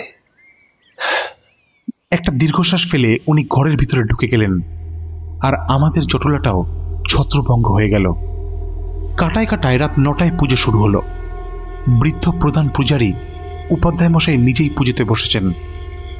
অমাবস্যার রাতের অন্ধকারকে আলোর চাদরে ঢাকার চেষ্টায় প্রতিমার সামনে আগুন জ্বালানো হয়েছে। আর তার মধ্যে একে একে পুজোর উপকরণের আহুতি পড়েছে। উপাধ্যায় মশাইয়ের মুখে অজানা মন্ত্রের বলি পরিবেশটাকে মায়াবী করে তুলেছে। বেদির সামনে বিভিন্ন থালায় পুজোর প্রসাদ এবং ধূপধুনোর চড়া গন্ধ। প্রতিমার গায়ে লাল টকটকে জবার একটা বিশাল মালা সামনের বেদি অব্দি ছড়িয়ে আছে। মায়ের চোখ দুটো যেন সেই পরিবেশের মধ্যে ধক করে চলে উঠেছে। ওম হ্রিং শ্রীং ক্লিং আদ্যা কালিকা পরমেশ্বরী স্বাহা। ওম ক্লিং কালিকায় নমঃ। ওম কালী কালী মহাকালী কালিকে বাগহরণী ধর্মার্থ মোক্ষদে দেবী নারায়ণী নমস্তুতে। ওম হ্রিং শ্রীং ক্লিং আদ্যা কালিকা পরমেশ্বরী স্বাহা। ओम क्लीं कालिकाय नमः। ओम काली काली महाकाली कालिके भवहारिणी धर्मार्थमुखदे देवी नारायणी नमस्तुते। মুগ্ধ হয়ে দেবীর সেই রূপের আরাধনা দেখছিলাম। পুজোর চাতালে ছড়িয়ে ছিটিয়ে সবাই বসে আছে। তবে সন্ধেবেলা থেকেই রূপম আর অতনুকে দেখতে পাচ্ছি না। ভোর রাতের দিকে পুজো যখন প্রায় শেষ, তখন হঠাৎই বাইরের গেট খুলে ওরা দুজন প্রবেশ করল। হঠাৎ এইভাবে ওদের দেখে আমরা সবাই উদ্বিগ্ন হয়ে উঠেছিলাম। রূপম চোখে মুখে একটা আতঙ্ক নিয়ে দাঁড়িয়ে আছে, আর ওর কাঁধে ভর দিয়ে দাঁড়িয়ে আছে অতনু। তার ডান হাতটা মাথার পেছনে জোরে চেপে ধরে আছে, আর সেখান দিয়েই টপ টপ করে রক্ত ঝরে পড়েছে। এই অবস্থায় দুজনকে দেখে বাড়ির সবাই উদ্বিগ্ন হয়ে উঠলেন। আমার গিন্নি আর রিনি দৌড়ে গিয়ে রূপম আর অতনুকে ধরে পুজোর চাতালে নিয়ে এলো। অতনুর মাথায় শুশ্রূষা করে আপাতত রক্তক্ষরণ বন্ধ করা হলো। রূপমও বেশ বিধ্বস্ত হয়ে উঠেছে। বাকি রাতটা সবাই মন্দিরের সামনেই কাটিয়ে দিলাম। পরদিন সকালে উঠোনে সবাই উপস্থিত। চাকর কানাই এসে চা দিয়ে গেল। কানাইকে সামান্য খুঁড়িয়ে হাঁটতে দেখলাম। প্রথম দিন থেকেই কি খুঁড়িয়ে হাঁটছিল কে জানে, আগে সেভাবে খেয়াল করিনি। জিজ্ঞেস করতেই বলল রান্নাঘরে পড়ে গিয়ে চোট লেগেছে। গরম চা পেটে পড়তে অতনুর ধরে যেন প্রাণ ফিরে এলো। রূপমও অনেকটা ধাতস্থ হয়েছে। আমি তাদের জিজ্ঞেস করলাম, তোমরা কালকেও কি আবার গুপ্তধনের খোঁজে গেছিলে? কিন্তু সেখানে কি হয়েছিল? অতনুর মাথায় চোটটা লাগলো কিভাবে? আমি বারবার করে বলেছিলাম ওইসব গুপ্তধনের পিছনে না দৌড়াতে, ওসব আমাদের পরিবারের অভিশাপ। ক্ষমা করবেন, কিন্তু আমরা ধাঁধার প্রায় সমাধান করেই ফেলেছিলাম। এত কাছ থেকে ফিরে আসা, সেটা আমাদের পক্ষে খুব একটা সহজ নয়। সমাধান করে ফেলেছ তার মানে? হ্যাঁ সমরেশদা, আমি আর অতনু অনেকটাই সমাধান করে ফেলেছিলাম। আমরা কাউকে বলিনি, কারণ তাহলে পুজো ছেড়ে বাকিরাও যদি আমাদের সাথে যাওয়ার জেদ করে, তাই। রিনি একটু অস্থির হয়ে উঠল। আহা রূপমদা, বলো না কালকে কি হলো? হ্যাঁ, প্রথম 4টে লাইন আমরা ঠিকই বুঝেছিলাম। সিদ্ধেশ্বরী নদীর ঘাটে গিয়ে পশ্চিম দিক বরাবর খানিকটা এগিয়ে গিয়ে দেখি জঙ্গলটা খানিকটা পাতলা হয়ে উঠেছে। আমরা তখন একটি পুরনো গাছের খোঁজ করতে থাকলাম। 1 মিনিট, পুরনো গাছ কেন? হ্যাঁ, পরের লাইনগুলো পড়লেই সেটা বোঝা যাবে। প্রাচীন পাদপ প্রকট হবে, ভৈরবিনী পথ দেখাবে। পাদপ মানে তো বৃক্ষ, অর্থাৎ পুরনো গাছ। আশ্চর্য, খানিকটা এগোতেই একটা বহু জটাধারী বৃদ্ধ বট গাছের খোঁজ পেয়ে গেলাম। হ্যাঁ, সিদ্ধেশ্বরী নদীর ধারে একটি বট গাছ ছিল। এখন আছে কিনা জানি না অবশ্য, ঠাকুরদার মুখে শুনেছিলাম। আমাদের বাড়ির কালী পুজোটা তো ওখানেই হতো। ওই গাছের গোড়াতেই একটা বেদির উপর কালী মূর্তি প্রতিষ্ঠিত ছিল। আকারে ছোট, তবে বেশ জাগ্রত। তবে সেসব তো অনেক দিন আগেকার কথা। অনেক ধন্যবাদ মোহনলাল বাবু। যদিও আমি খানিকটা আন্দাজ করেছিলাম ভৈরবিনী পথ দেখাবে। এখানে ভৈরবিনী বলতে কালী ঠাকুরকেই বোঝানো হয়েছে। কিন্তু কথা হলো, ভৈরবিনী পথ দেখাবেন এটার কি মানে? গাছের গোড়াতেই তো একটা ভাঙাচোরা কালী মন্দির আছে, কিন্তু কালী ঠাকুর পথ দেখাবেন মানে? এটা নিয়ে আমার একটা থিওরি আছে। কি থিওরি? দেখুন, এই বঙ্গদেশের মাটিতে মা কালীকে আমরা সাধারণত দক্ষিণা কালী রূপে পুজো করি। ইনি হলেন সুখ শান্তির রক্ষাকর্তা।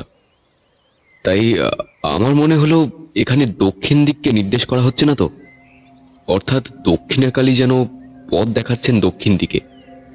সেটা ভেবেই আমরা দক্ষিণ দিকে গিয়েছিলাম, কিন্তু সেখানে কিন্তু সেখানে কি দেখতে পেলে? বাকিটা আমি বলছি। অতনুর থিওরি অনুসরণ করে আমরা দুজন দক্ষিণ দিকে, অর্থাৎ নদীর পাড় থেকে দূরে এগোতে থাকলাম। এখন সামনের দিককে পূর্ব দিক ধরলে, অর্থাৎ সূর্যের অভিমুখে ধরলে, উত্তর হলো বাম দিক এবং দক্ষিণ হলো ডান দিক। সেই মতো ডান দিক বরাবর খানিকটা এগোতেই জঙ্গল আবার ঘন হয়ে উঠল। জঙ্গলে যখন হাঁটা প্রায় দায় হয়ে উঠেছে, তখন পাথরের স্তূপে ঢাকা একটা সুড়ঙ্গ পথ চোখে পড়ল। এই কথা শুনে আমরা সবাই সোজা হয়ে বসলাম। রিনি উত্তেজনা সামলাতে না পেরে জিজ্ঞেস করে বসল, কি সুড়ঙ্গ? ভিতরে ঢুকেছিলে? কি দেখতে পেলে? রূপম আর অতনুর মুখে একটু হতাশার ছাপ দেখতে পেলাম। রূপম বলল, সুড়ঙ্গ পথে প্রবেশ করলাম। বেশ সরু পথ, ভেতরে শ্যাওলা আর লতাগুল্মের ঝোপে হাঁটার পথ নেই বললেই চলে। তার উপর টর্চের আলো যেন নিকষ অন্ধকারকে ছিন্ন করতেই পারছিল না। বেশ খানিকটা ভেতরে ঢুকলাম, কিন্তু খানিকটা পথ এগিয়ে দেখলাম সুড়ঙ্গের পথ এখানেই শেষ। সাকসেস যেন হাতের মুঠোয় এসেও হাত ফসকে বেরিয়ে গেল। সবই বুঝলাম, কিন্তু অতনুর মাথায় চোটটা লাগলো কেমন করে? রূপম আমতা আমতা করে বলল, মানে আমরা সুড়ঙ্গের ভেতরের যখন রাস্তা খুঁজে মরছি, আসলে খেয়াল করিনি। আমার মনে হলো কেউ যেন আমাদের পিছন পিছন সুড়ঙ্গ পথে ঢুকেছে। একটা ছায়া মূর্তি যেন আমাদের অলক্ষ্যে পিছু নিয়েছে। হঠাৎ কিছু বোঝার আগেই একটা লাঠির বাড়ি নেমে আসলো অতনুর মাথা লক্ষ্য করে। সে কি? কাউকে দেখতে পেয়েছিলে? না, আসলে অতনুর এত ব্লিডিং হচ্ছিল তখন কিছু মাথায় ছিল না। আমি তাড়াতাড়ি ওকে নিয়ে কোনো রকমে রাস্তা চিনে বাড়ি ফিরে আসি। কি সাংঘাতিক ব্যাপার! আমি কিন্তু আবার বারণ করছি, এসব তোমরা বাদ দাও। আজকে ভাসান, পুজোর কাজগুলো অন্তত সুস্থিরভাবে মিটতে দাও বাবা। এই বলে রাঙা পিসে মশাই রেগে মেগে ঘরের ভিতরে ঢুকে গেলেন। রূপমদা, দাদার শেষ দুটো লাইনের মানে কিছু বুঝতে পারোনি? শেষ লাইন দুটো হলো, এক ভগিনীর ক্রোধের ফাঁকে অপরজনায় লুকিয়া থাকে। কিন্তু এখানে ভগিনী বলতে কাকে বোঝানো হয়েছে? কার ভগিনী? আর কিসের ক্রোধ? কি বা লুকিয়ে থাকে? না, কিছু বুঝতে পারছি না। ওটা তোমরা বুঝবে না, ওকে বোঝাও তো সহজ নয়। একটি বাজখাই গলায় উত্তরটা পাওয়া গেল। দত্তবাড়ির প্রবীণতম প্রধান পূজারী উপাধ্যায় মশাই আমাদের দিকে এগিয়ে এলেন। তার ধীর স্থির চলনে একটা অদ্ভুত প্রশান্তি আছে। গুরুগম্ভীর মুখটা সাদা গোফদারিতে ঢাকা, মাথায় পুরোটাই টাক, সামান্য কুঁজো হয়ে চলেন। উনি এসে সকলের মাঝখানে বসলেন। সবাই ওনাকে নমস্কার করলে উনি বলতে শুরু করলেন, তোমরা কি যদুনাথ দত্ত মশাইয়ের গুপ্তধন খুঁজতে গিয়েছিলে নাকি? আগে হ্যাঁ উপাধ্যায় মশাই। তোমরা ছেলে মানুষ, আমি বলবো ওইসবের আশা ত্যাগ করো। যদুনাথ মশাইয়ের গুপ্তধন অভিশপ্ত, ওর সন্ধান না করাই ভালো। তার মানে আপনি এই গুপ্তধনের কথা জানেন? সত্যিকারের গুপ্তধন রয়েছে তার মানে? হ্যাঁ রয়েছে, কিন্তু এই গুপ্তধনের কথা দত্তবাড়ির বাইরে যাওয়ার কথা নয়। তোমরা জানলে কিভাবে? যদুনাথ দত্তের এক পাণ্ডুলিপি থেকে জানতে পেরেছি। কিন্তু সেই গুপ্তধন অভিশপ্ত কেন? যদুনাথ দত্ত কোনো সাধারণ মানুষ ছিলেন না। উনি যাতে ব্রাহ্মণ না হলেও কিছু নিষিদ্ধ উপাসনার সঙ্গে যুক্ত ছিলেন। কিন্তু এইসব কথা উনি পাণ্ডুলিপিতে লিখে গেছেন, সেটা তো জানতাম না। এই কথাটা শুনে আমার যুক্তিবাদী মন হঠাৎ বিদ্রোহ করে উঠল। অলৌকিকের মিথ্যে কথার জালে লুকিয়ে আছে কিছু অবিশ্বাস এবং কুসংস্কার। খানিকটা গলা ঝাড়া দিয়ে বললাম, উপাধ্যায় মশাই, আপনার এই কথা ঠিক মানতে পারলাম না। উপাসনা কেন নিষিদ্ধ হবে? আমি তো আগেই বললাম তোমরা ছেলে মানুষ। হ্যাঁ, নিরতি দেবীর নাম শুনে তো তোমরা? নিরতি দেবী? কই না তো। উপাধ্যায় মশাই খানিকটা সময় নিয়ে তারপর বললেন, পুরাকালে নিরতি নামে এক দেবীর পূজা হতো। সবাই ওনাকে অলক্ষ্মী দেবীর নামেই জানত। নীর অর্থাৎ অভাব এবং রতি অর্থাৎ অর্থ, সুতরাং উনি হলেন অধনীর দেবী। শাস্ত্রে আছে উনি ছিলেন অধর্মের স্ত্রী। ভয় এবং মৃত্যু ওনার 2 সন্তান, হিংসে ওনার পিতা। অথর্ববেদ অনুযায়ী এনাকে খুশি না করতে পারলে রোগ মহামারীতে চরাচর জর্জরিত হয়ে যায়। আবার ঋগ্বেদ অনুসারে নিরতি দেবীর কবলে পড়লে তোমার আত্মা এক গভীর কুয়োর অতলে তলিয়ে যাবে, যেখান থেকে কর্মও তোমাকে উদ্ধার করতে পারবে না।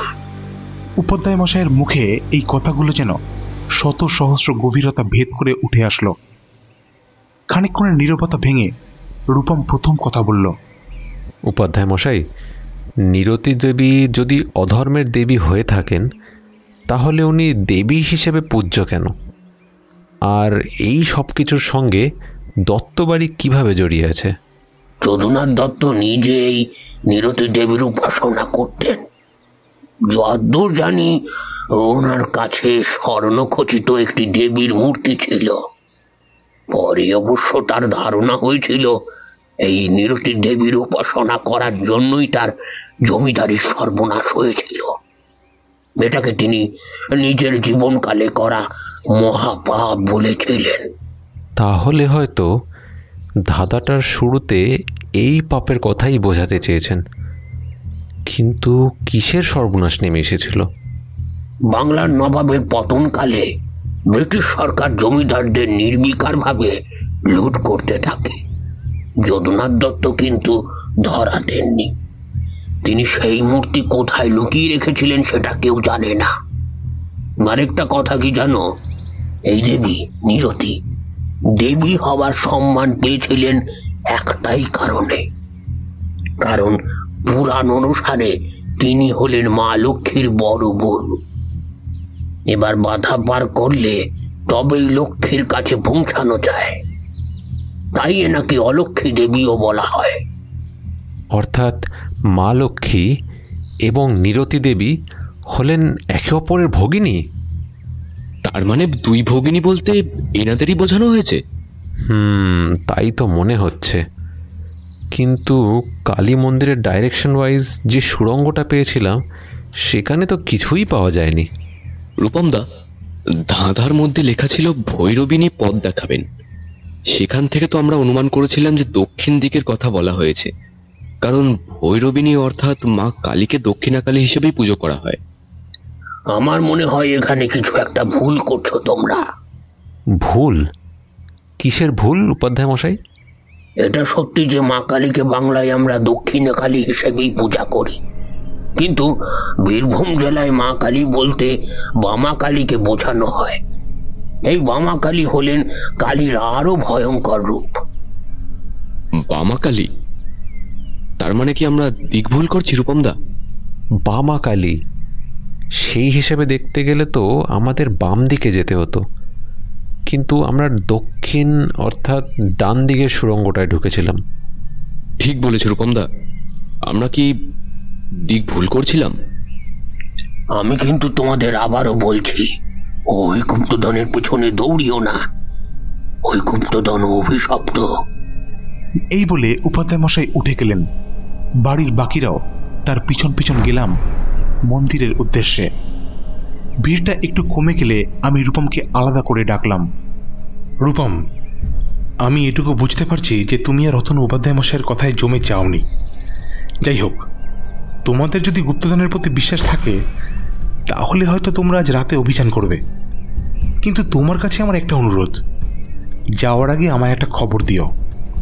না, গুপ্তধনের প্রতি আমার কোনো ইন্টারেস্ট নেই, তবে অন্য একটা বিষয়ে আমার ইন্টারেস্ট আছে, তাই বলছি। এই বিপদে তোমাকে আমরা জড়াতে চাই না। আর কোন বিষয়ের কথা বলছো? গুপ্তধন আছে কি নেই সেটা তোমাদের চিন্তা, কিন্তু আমার প্রশ্ন হলো অতনুর ওপর অ্যাটাকটা কে করেছিল? সেটা জানার জন্যই তোমাদের গুপ্তধনের অভিযানে আমাকে উপস্থিত থাকতেই হবে। আর আমার মনে হচ্ছে ব্যাপারটা অত সহজ নয়, এর পেছনে কোনো অজানা সত্য লুকিয়ে আছে। রূপম এবং অতনু যে আজ রাতেও অভিযানের জন্য সলা পরামর্শ করেছে সেটা আমি আগেই টের পেয়েছিলাম। আর মনে মনে এটাও ঠিক করে ফেলেছিলাম যে সবার অজান্তে আমাকেও আজ বেরোতে হবে। উদ্দেশ্য হলো ওদের উপর নজর রাখা। দত্তবাড়ি থেকে বাইরে বেরিয়ে সোজা গেলাম স্থানীয় থানায়। সেখানকার ওসি আমার পূর্ব পরিচিত, নাম বাসুদেব গড়াই। আমি যেতেই বেশ খাতির করিয়ে বসলেন। তারপর পুরো ব্যাপারটা তার সঙ্গে ডিসকাস করাতে তিনি বেশ চিন্তিত হয়ে পড়েছিলেন। আধ ঘন্টার মধ্যে কিছু বিষয়ে আলোচনা করে বেরিয়ে এলাম। দত্তবাড়িতে ঢোকার আগে একটু ফ্রেশ হাওয়া মগজে প্রবেশ করানোটা খুবই জরুরি। বাড়ির খানিকটা আগেই পুকুরের পাড়ে উপস্থিত হলাম। একটা সিগারেট ধরালাম। হঠাৎ পেছন থেকে একটা বড় গাড়ির আওয়াজ কর্ণগোচর হলো। পেছনে ফিরে দেখলাম যদু বিশ্বাসের গাড়িটা পেছনে এসে দাঁড়িয়েছে। গাড়ি থেকে নেমে আমার দিকে তিনি এগিয়ে এলেন। তার মুখে একটা গা জ্বালা করা হাসি।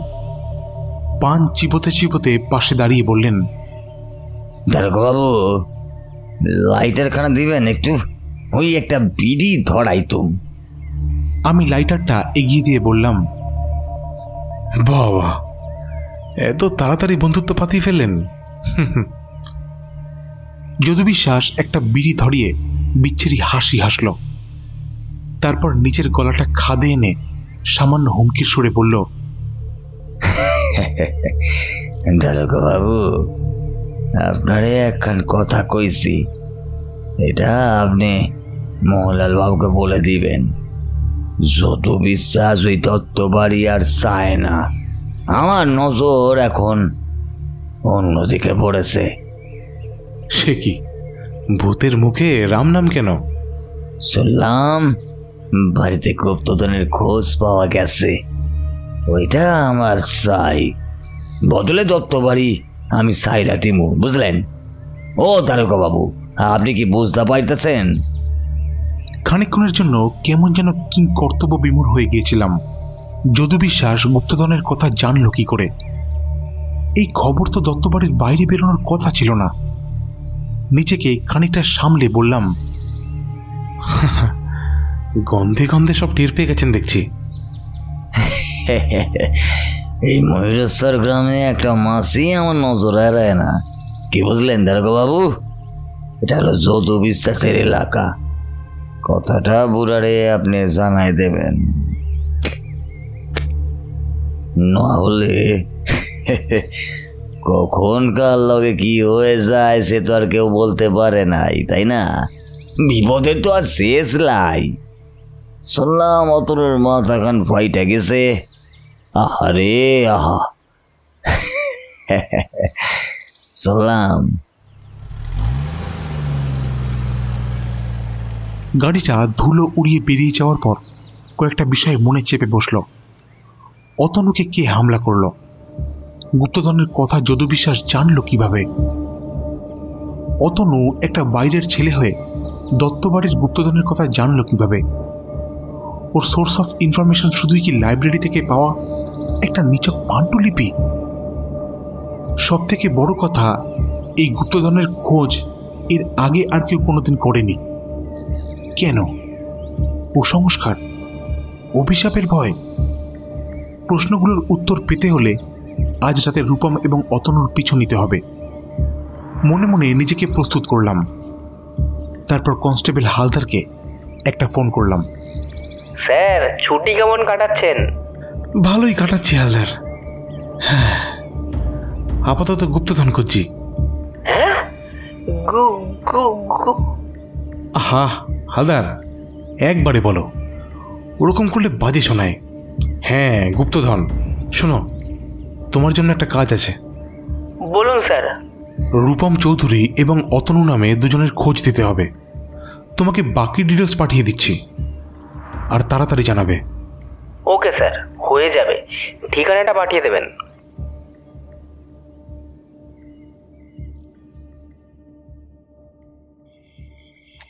রাত তখন প্রায় 2টো।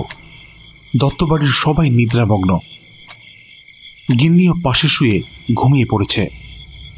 শুধু আমার চোখে ঘুম নেই।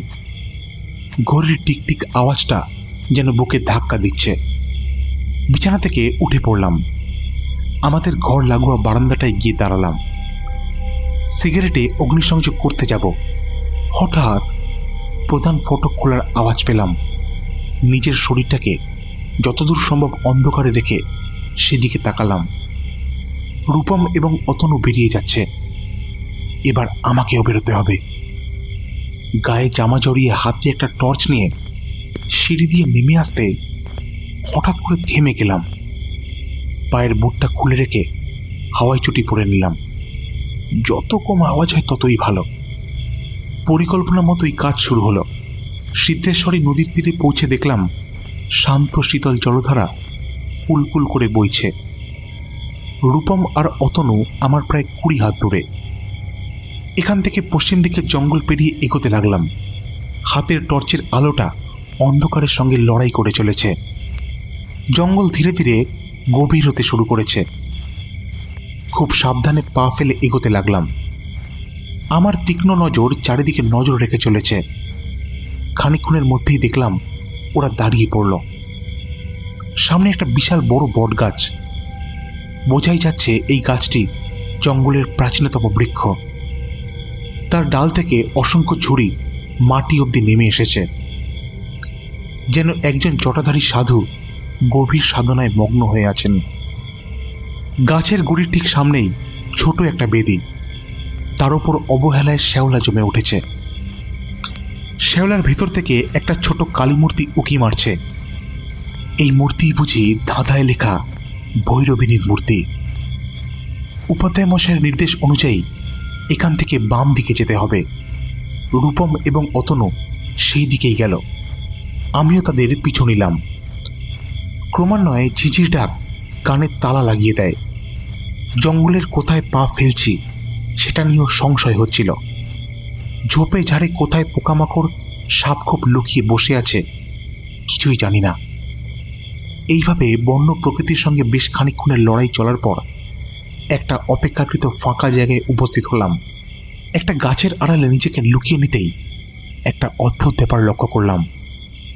আমার থেকে 4-5 হাত দূরে আরেকটি গাছের পাতায় খচখচ শব্দ। একটা কালো চাদর যে হাওয়ায় ভর দিয়ে অন্ধকারে মিলিয়ে গেল, তার চাদরের শেষাংশটা আমার দৃষ্টিগোচর হলো। হাতের টর্চটা বন্ধ করে দিলাম। পাছে সেই আগন্তুক আমায় দেখে ফেলে। শরীরের প্রতিটা পেশি শক্ত করে এক জায়গায় বসে রইলাম, দৃষ্টির সামনের দিকে আবদ্ধ। রূপম আর অতনু এতক্ষণে একটা বিশাল পাথরকে স্থানচ্যুত করতে ব্যস্ত। বেশ খানিকক্ষণের কসরতের পর পাথরটা ধীরে ধীরে সরে গেল, আর তার পিছনে দেখা গেল একটা গুহাপথ। আমার নিজের চোখকে বিশ্বাস করতে পারছিলাম না। রূপম আর অতনু সেই গুহাপথের অতল নিকষ অন্ধকারে মিলিয়ে গেল। যেন একটা প্রকাণ্ড দৈত্য দুটো জলজন্ত মানুষকে গিলে খেল। 5 মিনিট ওখানেই বসে রইলাম। তারপর ধীরে ধীরে গুহার পথের দিকে এগিয়ে গেলাম। অতনু, আমার মনে হচ্ছে এইবারে আমরা ঠিক পথে এসেছি। সামনে তো খুব অন্ধকার, কিচ্ছু দেখাই যাচ্ছে না। সাবধান এগিয়ে, নিচের দিকে দেখ, মেঝেটা এবড়ো খেবড়ো। আর কত দূর রূপমদা? বাইরে থেকে বোঝাই যায়নি এই গুহা এত গভীর। অতনু, ওই দেখ। ওটা ওটা ওটা কি? হ্যাঁ রে, ওটাই মানব শরীরকে যিনি বাহন হিসেবে গ্রহণ করেছেন। হাতে খড়গ, চোখে মুখে নির্মম নৃশংসতা। We have found it. Atanu, ইনি হলেন নিরতি দেবী। একটা কাজ কর, হাতে হাতে মূর্তিটাকে পরিষ্কার করিয়ায়, বড্ড ময়লা জমে গিয়েছে।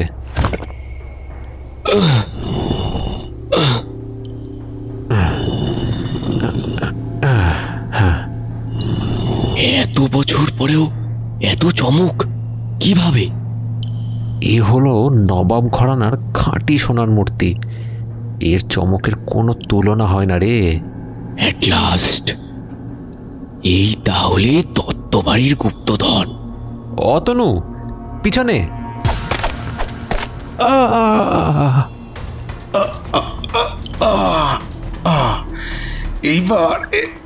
এইবার আর পালাতে পারবি না।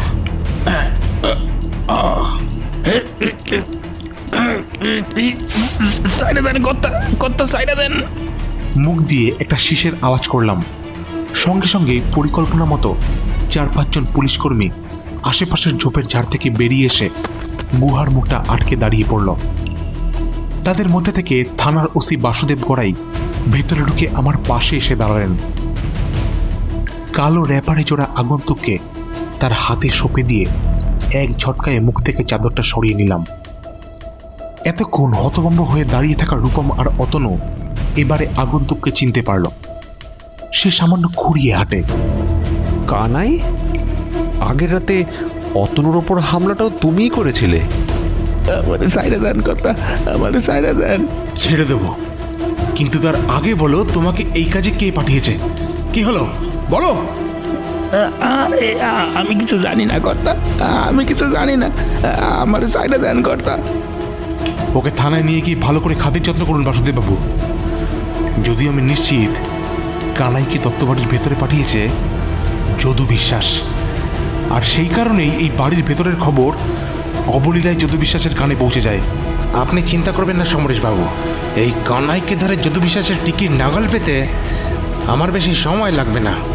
বাসুদেব বাবু এবং বাকি পুলিশকর্মীরা কানাইকে নিয়ে চলে গেল। রূপম আর অতনুর পুরো ব্যাপারটা বুঝতে একটু সময় লেগেছিল।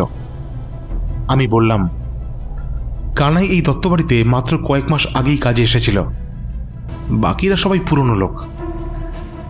এখান থেকেই আমার সন্দেহ হয়েছিল যদু বিশ্বাস ইচ্ছে করেই কানাইকে দত্তবাড়িতে পাঠিয়েছিল, আর সেটা এই বাড়ির খোঁজ খবর নিতে, যাতে এই বাড়ি দখল করে নতুন সিল্ক ফ্যাক্টরি খুলতে সুবিধে হয়।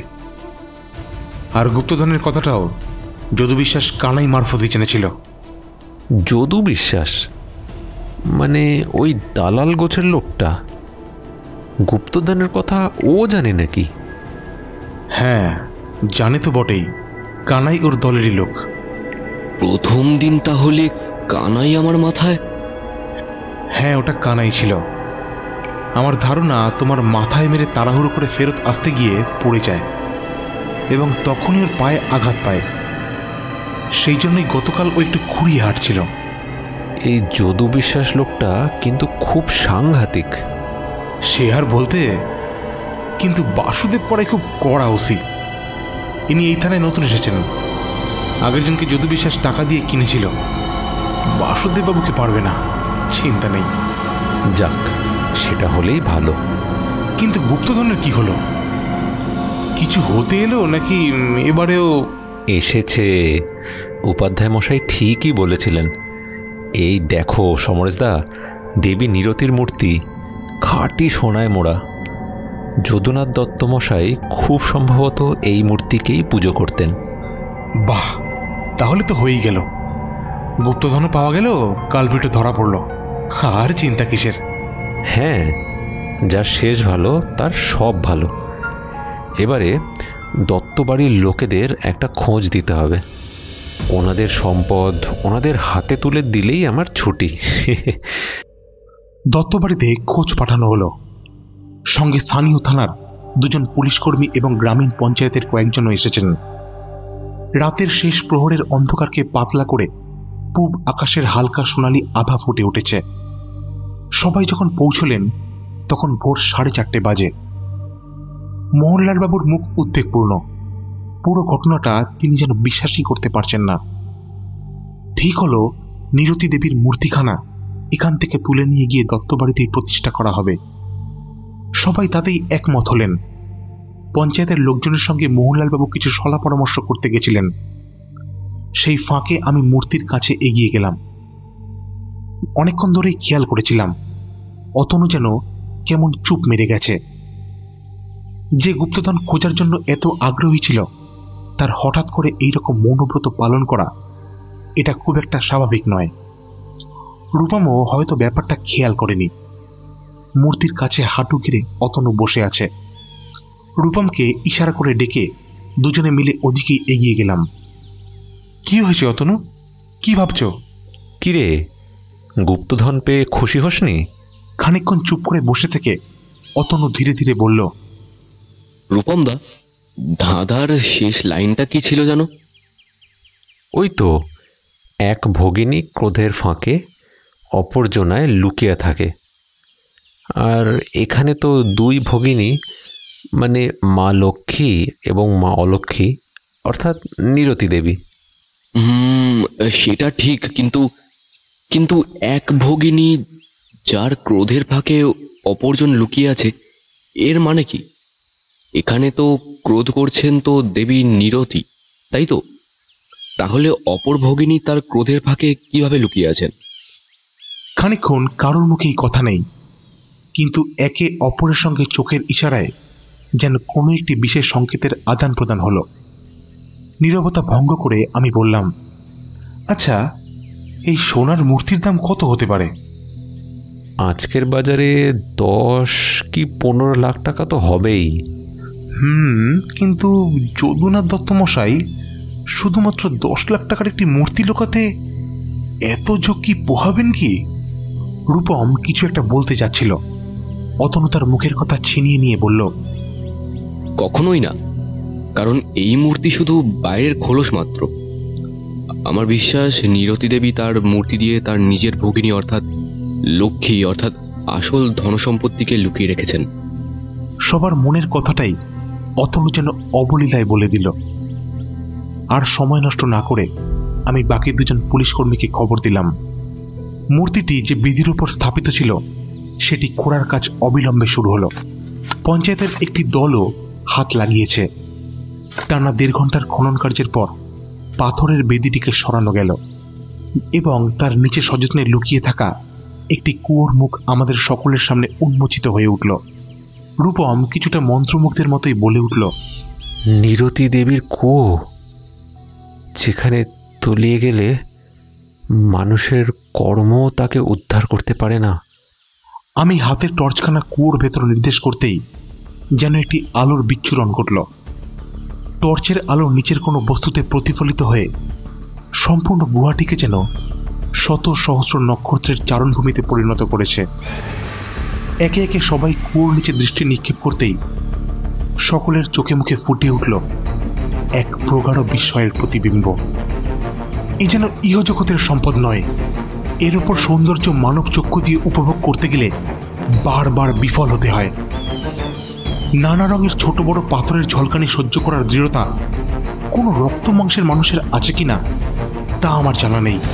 সেই কুয়োতে এক বিন্দুও জল নেই, আছে শুধু নক্ষত্রের জগৎ, হিরে জহরত মণি মাণিক্যের এক অদ্ভুত মেলবন্ধন। সরকারি তৎপরতায় এই সম্পদের পরীক্ষা নিরীক্ষা এবং মূল্যায়নের কাজে প্রায় 3-4 দিন সময় লেগেছিল। ইতিমধ্যে যদু বিশ্বাসের দাদাগিরিও শান্ত হয়ে গেছে। সরকারের ফয়সালা অনুসারে প্রকৃত ওয়ারিশের কোনো সোজাসুজি প্রমাণ না থাকার কারণে সোনার মূর্তি সহ বাকি সব ধন সম্পত্তি সরকারিভাবে সংরক্ষিত রাখা হবে। তবে দত্তবাড়ির জন্য ধন সম্পত্তির একটা প্রধান অংশ সাম্মানিক হিসাবে ধার্য করা হয়েছে। সেই বিষয় নিয়ে আলোচনার খাতিরেই এক সন্ধ্যায় দত্তবাড়িতে সবাই জমায়েত হয়েছিলাম। মোহনলালবাবু বললেন, তোমরা সবাই হয়তো জানো, যেহেতু উদ্ধার হওয়া ধন সম্পত্তির কোনো প্রমাণিত ওয়ারিশ নেই, তাই সেই সম্পদ এখন সরকারের। তবে সরকারের তরফ থেকে আমাদের পরিবারের জন্য ওই সম্পত্তির বেশ কিছুটা অংশ সাম্মানিক হিসেবে ধার্য করা হয়েছে। আজকে তোমাদের সবার সামনে আমি সেই সাম্মানিকে যথাযথ বিভাজন করে দিতে চাই। প্রথমেই রূপম ও তার ছাত্র অতনু এবং আমার খুব প্রিয় জামাই সমরেশকে দত্তবাড়ির পক্ষ থেকে এককালীন কিছু সাম্মানিক প্রদান করতে চাই। ওদের সাহায্য ছাড়া এই অমূল্য ধনরত্ন আমরা কখনোই উদ্ধার করতে পারতাম না। এবারে বাকি সম্পদকে সমান 3 ভাগে ভাগ করতে হবে। এই 3 ভাগের 1 ভাগ যাবে আমার মেজ পুত্র ঋষভ ও তার পরিবারের কাছে। দ্বিতীয় ভাগ যাবে আমার কনিষ্ঠা কন্যা রিনির ভাগে। এতে ওর ভবিষ্যৎ আরো সুরক্ষিত হবে। আর শেষ ভাগ হবে আমার এবং আমার গিন্নির নামে। তবে অনেক চিন্তা ভাবনার পর আমরা একটা সিদ্ধান্ত নিয়েছি। আমাদের বুড়ো বুড়ির জীবন ধারণের রসদের তো কোনো অভাব নেই। সেই কারণে আমাদের ভাগটা আমরা উৎসর্গ করতে চাই এই ময়ূরেশ্বর গ্রামের লোকেদের কল্যাণে। আমাদের ইচ্ছে এই গ্রামে একটা নতুন রেশম ফ্যাক্টরি বানানো হবে। এই গ্রামের অসংখ্য রেশম শিল্পীরা সরাসরি নিজেদের পণ্য সেই ফ্যাক্টরিতে জমা দিয়ে নিজেদের জীবিকা নির্বাহ করতে পারবেন। এবং সেই ফ্যাক্টরির ম্যানেজার হিসেবে ময়ূরেশ্বরের সবথেকে পুরনো রেশম শিল্পী মঈনুল ইসলামকে আমি নিয়োগ করতে চাই। এই হলো আমার সিদ্ধান্ত। অবশ্য এতে যদি কারুর কোনো রকম আপত্তি থাকে তা আপনি নির্দ্বিধায় বলতে পারেন। একটানা অনেকক্ষণ বলে উনি খানিকটা থামলেন। সবার নীরবতা সম্মতিরই ইঙ্গিত বহন করেছে। খানিকক্ষণ অপেক্ষা করে আমি ধীরে ধীরে ডান হাতটা ওপরে তুললাম। সবাই অবাক বিস্ময়ে আমার দিকে তাকালেন, যদিও সেই অভিব্যক্তি আমি আগেই আশা করেছিলাম। তারপর চেয়ার থেকে উঠে দাঁড়িয়ে ধীরে ধীরে বললাম, রাঙা পিসমশাই, কিছু মনে করবেন না। আপনার সব সিদ্ধান্তকেই আমি সম্মান করি, কিন্তু প্রাপ্য সম্পদের 3টি নয় 4টে ভাগ হওয়ার কথা নয় কি? মোহনলালবাবু অবাক হয়ে বললেন, আবার ঠিক বুঝলাম না সমরেশ, 4 ভাগ কেন? আমি যতদূর জানতাম আপনার 3 জন সন্তান। ঋষভবাবু এবং রিনি যদি নিজেদের ভাগ পায়, তাহলে আপনার জ্যেষ্ঠ পুত্র মানে ঋতব্রত দত্ত কেন কিছু পাবেন না? ঘরের ভিতরে কেমন যেন একটা নীরবতা ছেয়ে গেল। এই মুহূর্তে মেঝেতে একটা আলপিন পড়লেও হয়তো কয়েক ক্রোশ দূর থেকেও শোনা যাবে। নীরবতা ভঙ্গ করে মোহনলালবাবু বললেন, আর সমরেশ, তুমি এই বাড়ির জামাই। আমাদের 3য় সন্তানের কথা হয়তো তুমি জানো না। ও বহু বছর আগে এই বাড়ি ছেড়ে। আমি সবই জানি এবং যা বলছি ভেবে চিন্তেই বলছি। তুমি এসব কি বলছো সমরেশ? তুমি কি আমাদের সন্তানের ব্যাপারে কিছু জানো? আপনি শান্ত হন রাঙা পিসি। আমি বুঝতে পারছি আপনার মনে অনেক প্রশ্ন জমা হয়েছে। আমাকে একটু সময় দিন, তাহলে আশা করি সব প্রশ্নের উত্তর পেয়ে যাবেন। একটু সময় নিয়ে আমি বলতে শুরু করলাম। প্রথম দিন থেকেই দেখছি দত্ত বাড়ির মানুষদের চেহারার একটা বৈশিষ্ট্য আছে।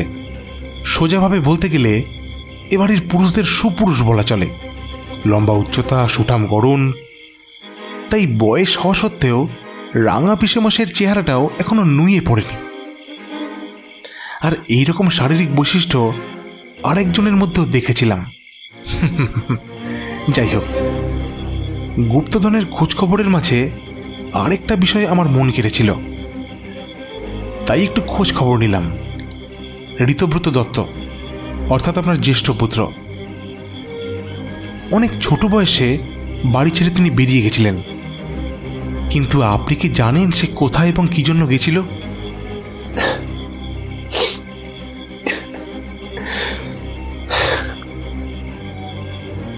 ঋতব্রত সবার থেকে আলাদা ছিল। আসলে ওরও বিশ্বাস ছিল যে এই বাড়িতে গুপ্তধন নিশ্চয়ই আছে। আমাদের বাবা কাকাদের কাছে চিরকাল শুনে এসেছিলাম ওই ধন সম্পদ অভিশপ্ত। সে কারণেই আমি ওটার কথা কোনোদিন কাউকে বলিনি। ওই অভিশপ্ত ধন সম্পদের কথা ও কিভাবে জেনেছিল অবশ্য সেটা আমি বলতে পারবো না। আমরা অনেকবার বারণ করা সত্ত্বেও ও কিছু শুনতো না। ওই এক বিষয় নিয়ে সারাটা জীবন নষ্ট করে দিল। তারপর একদিন রেগে গিয়ে সবার সামনে ওকে অপমান করে ফেলি, আর সঙ্গে সঙ্গে ও বাড়ি থেকে বেরিয়ে যায়। আমরা অনেক চেষ্টা করেছিলাম, কিন্তু কিন্তু ওর আর কখনো কোনো খোঁজ পাইনি। সেটাই স্বাভাবিক। অবশ্য সে হয়তো নিজেই চায়নি যে আপনারা তার খোঁজ পান। এই বাড়িতে থেকে আপনার বিরুদ্ধে গিয়ে গুপ্তধনের খোঁজ করা তার পক্ষে কখনোই সম্ভব ছিল না। এরপর মৃন্ময়ী দেবী অঝরে কেঁদে ফেললেন।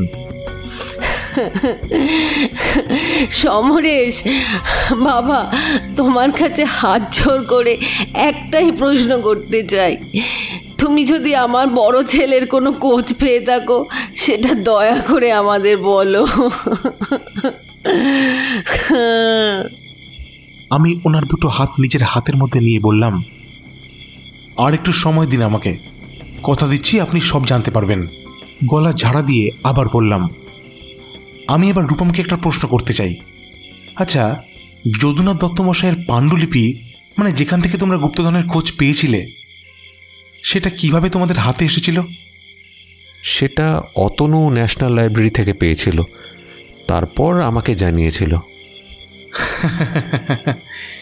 এই বিষয়টাই আমার খটকা লেগেছিল।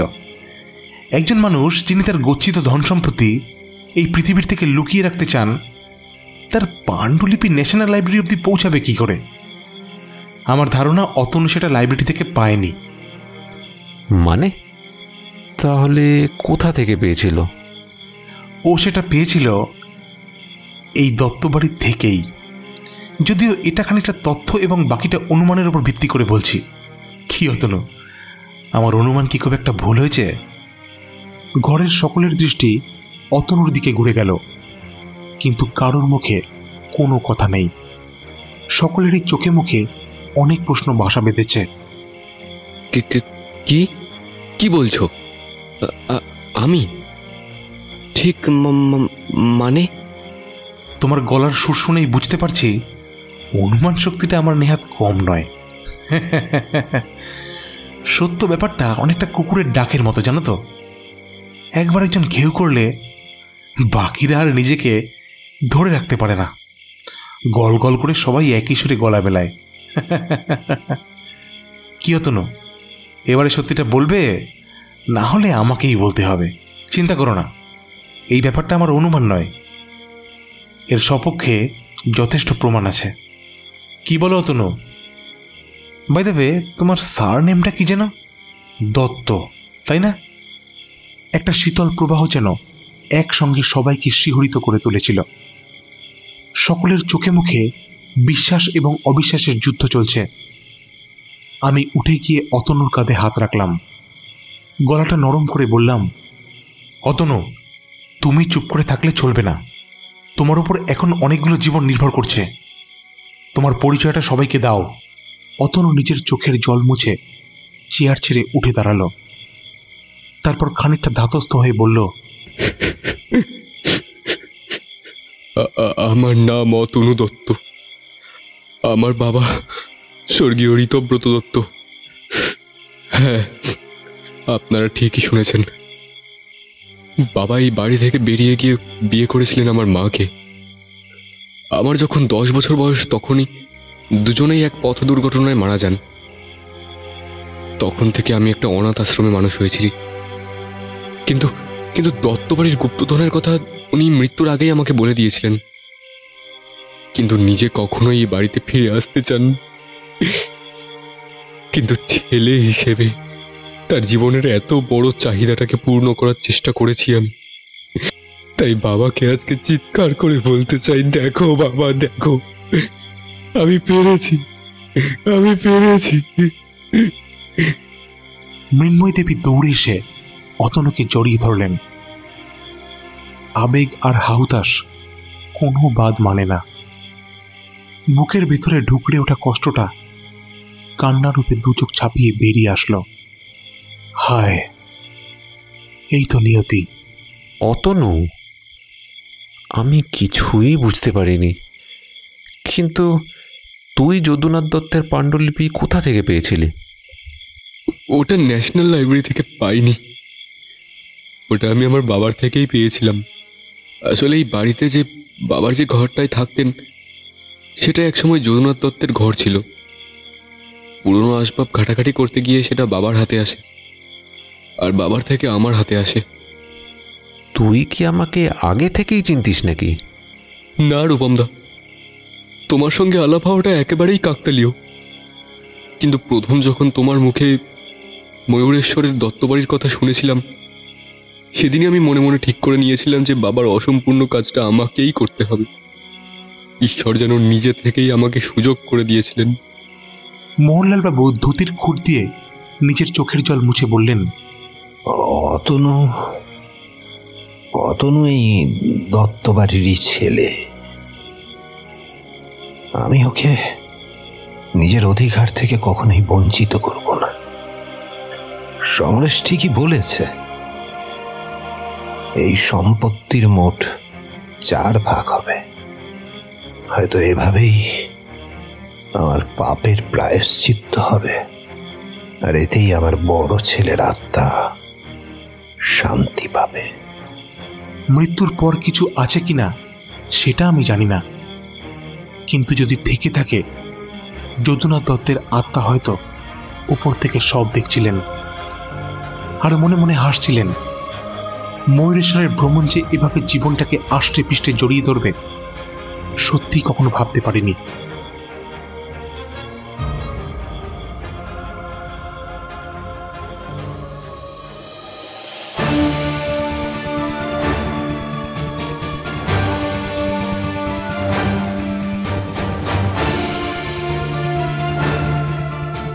এতক্ষণ আপনারা শুনছিলেন দারোগা সমরেশের কাহিনী ময়ূরেশ্বরের গুপ্তধন। আজকের গল্প থেকে আপনাদের জন্য প্রশ্ন, ময়ূরেশ্বরের গ্রামের উপর দিয়ে কোন নদী প্রবাহিত হয়েছে? কমেন্টের মাধ্যমে উত্তর দেবেন। সঠিক উত্তরদাতার নাম পরবর্তী ইউটিউব শর্টসে জানানো হবে। গল্প পাঠে সমরেশ, অতনুর চরিত্রে শুভম, রূপম বোধিসত্ত্ব, মোহনলাল বাবু প্রদীপ্ত, মৃন্ময়ী দেবী পায়েল, ঋষভ বাবু স্বর্ণাভ, ঋণীর চরিত্রে সহেলি, ভোগলু সম্পায়ন, রহমান চাচা জয়দীপ, মইনুল দেবায়ন, গিন্নি কুন্তলিকা, উপাধ্যায় মশাই রূপঙ্কর, যদু বিশ্বাস বুবাই, কানাই দেবায়ন, বাসুদেববাবুর চরিত্রে স্বর্ণাভ, হালদার জয়দীপ। গল্পটি ভালো লাগলে আমাদের চ্যানেলটা সাবস্ক্রাইব করবেন। ধন্যবাদ।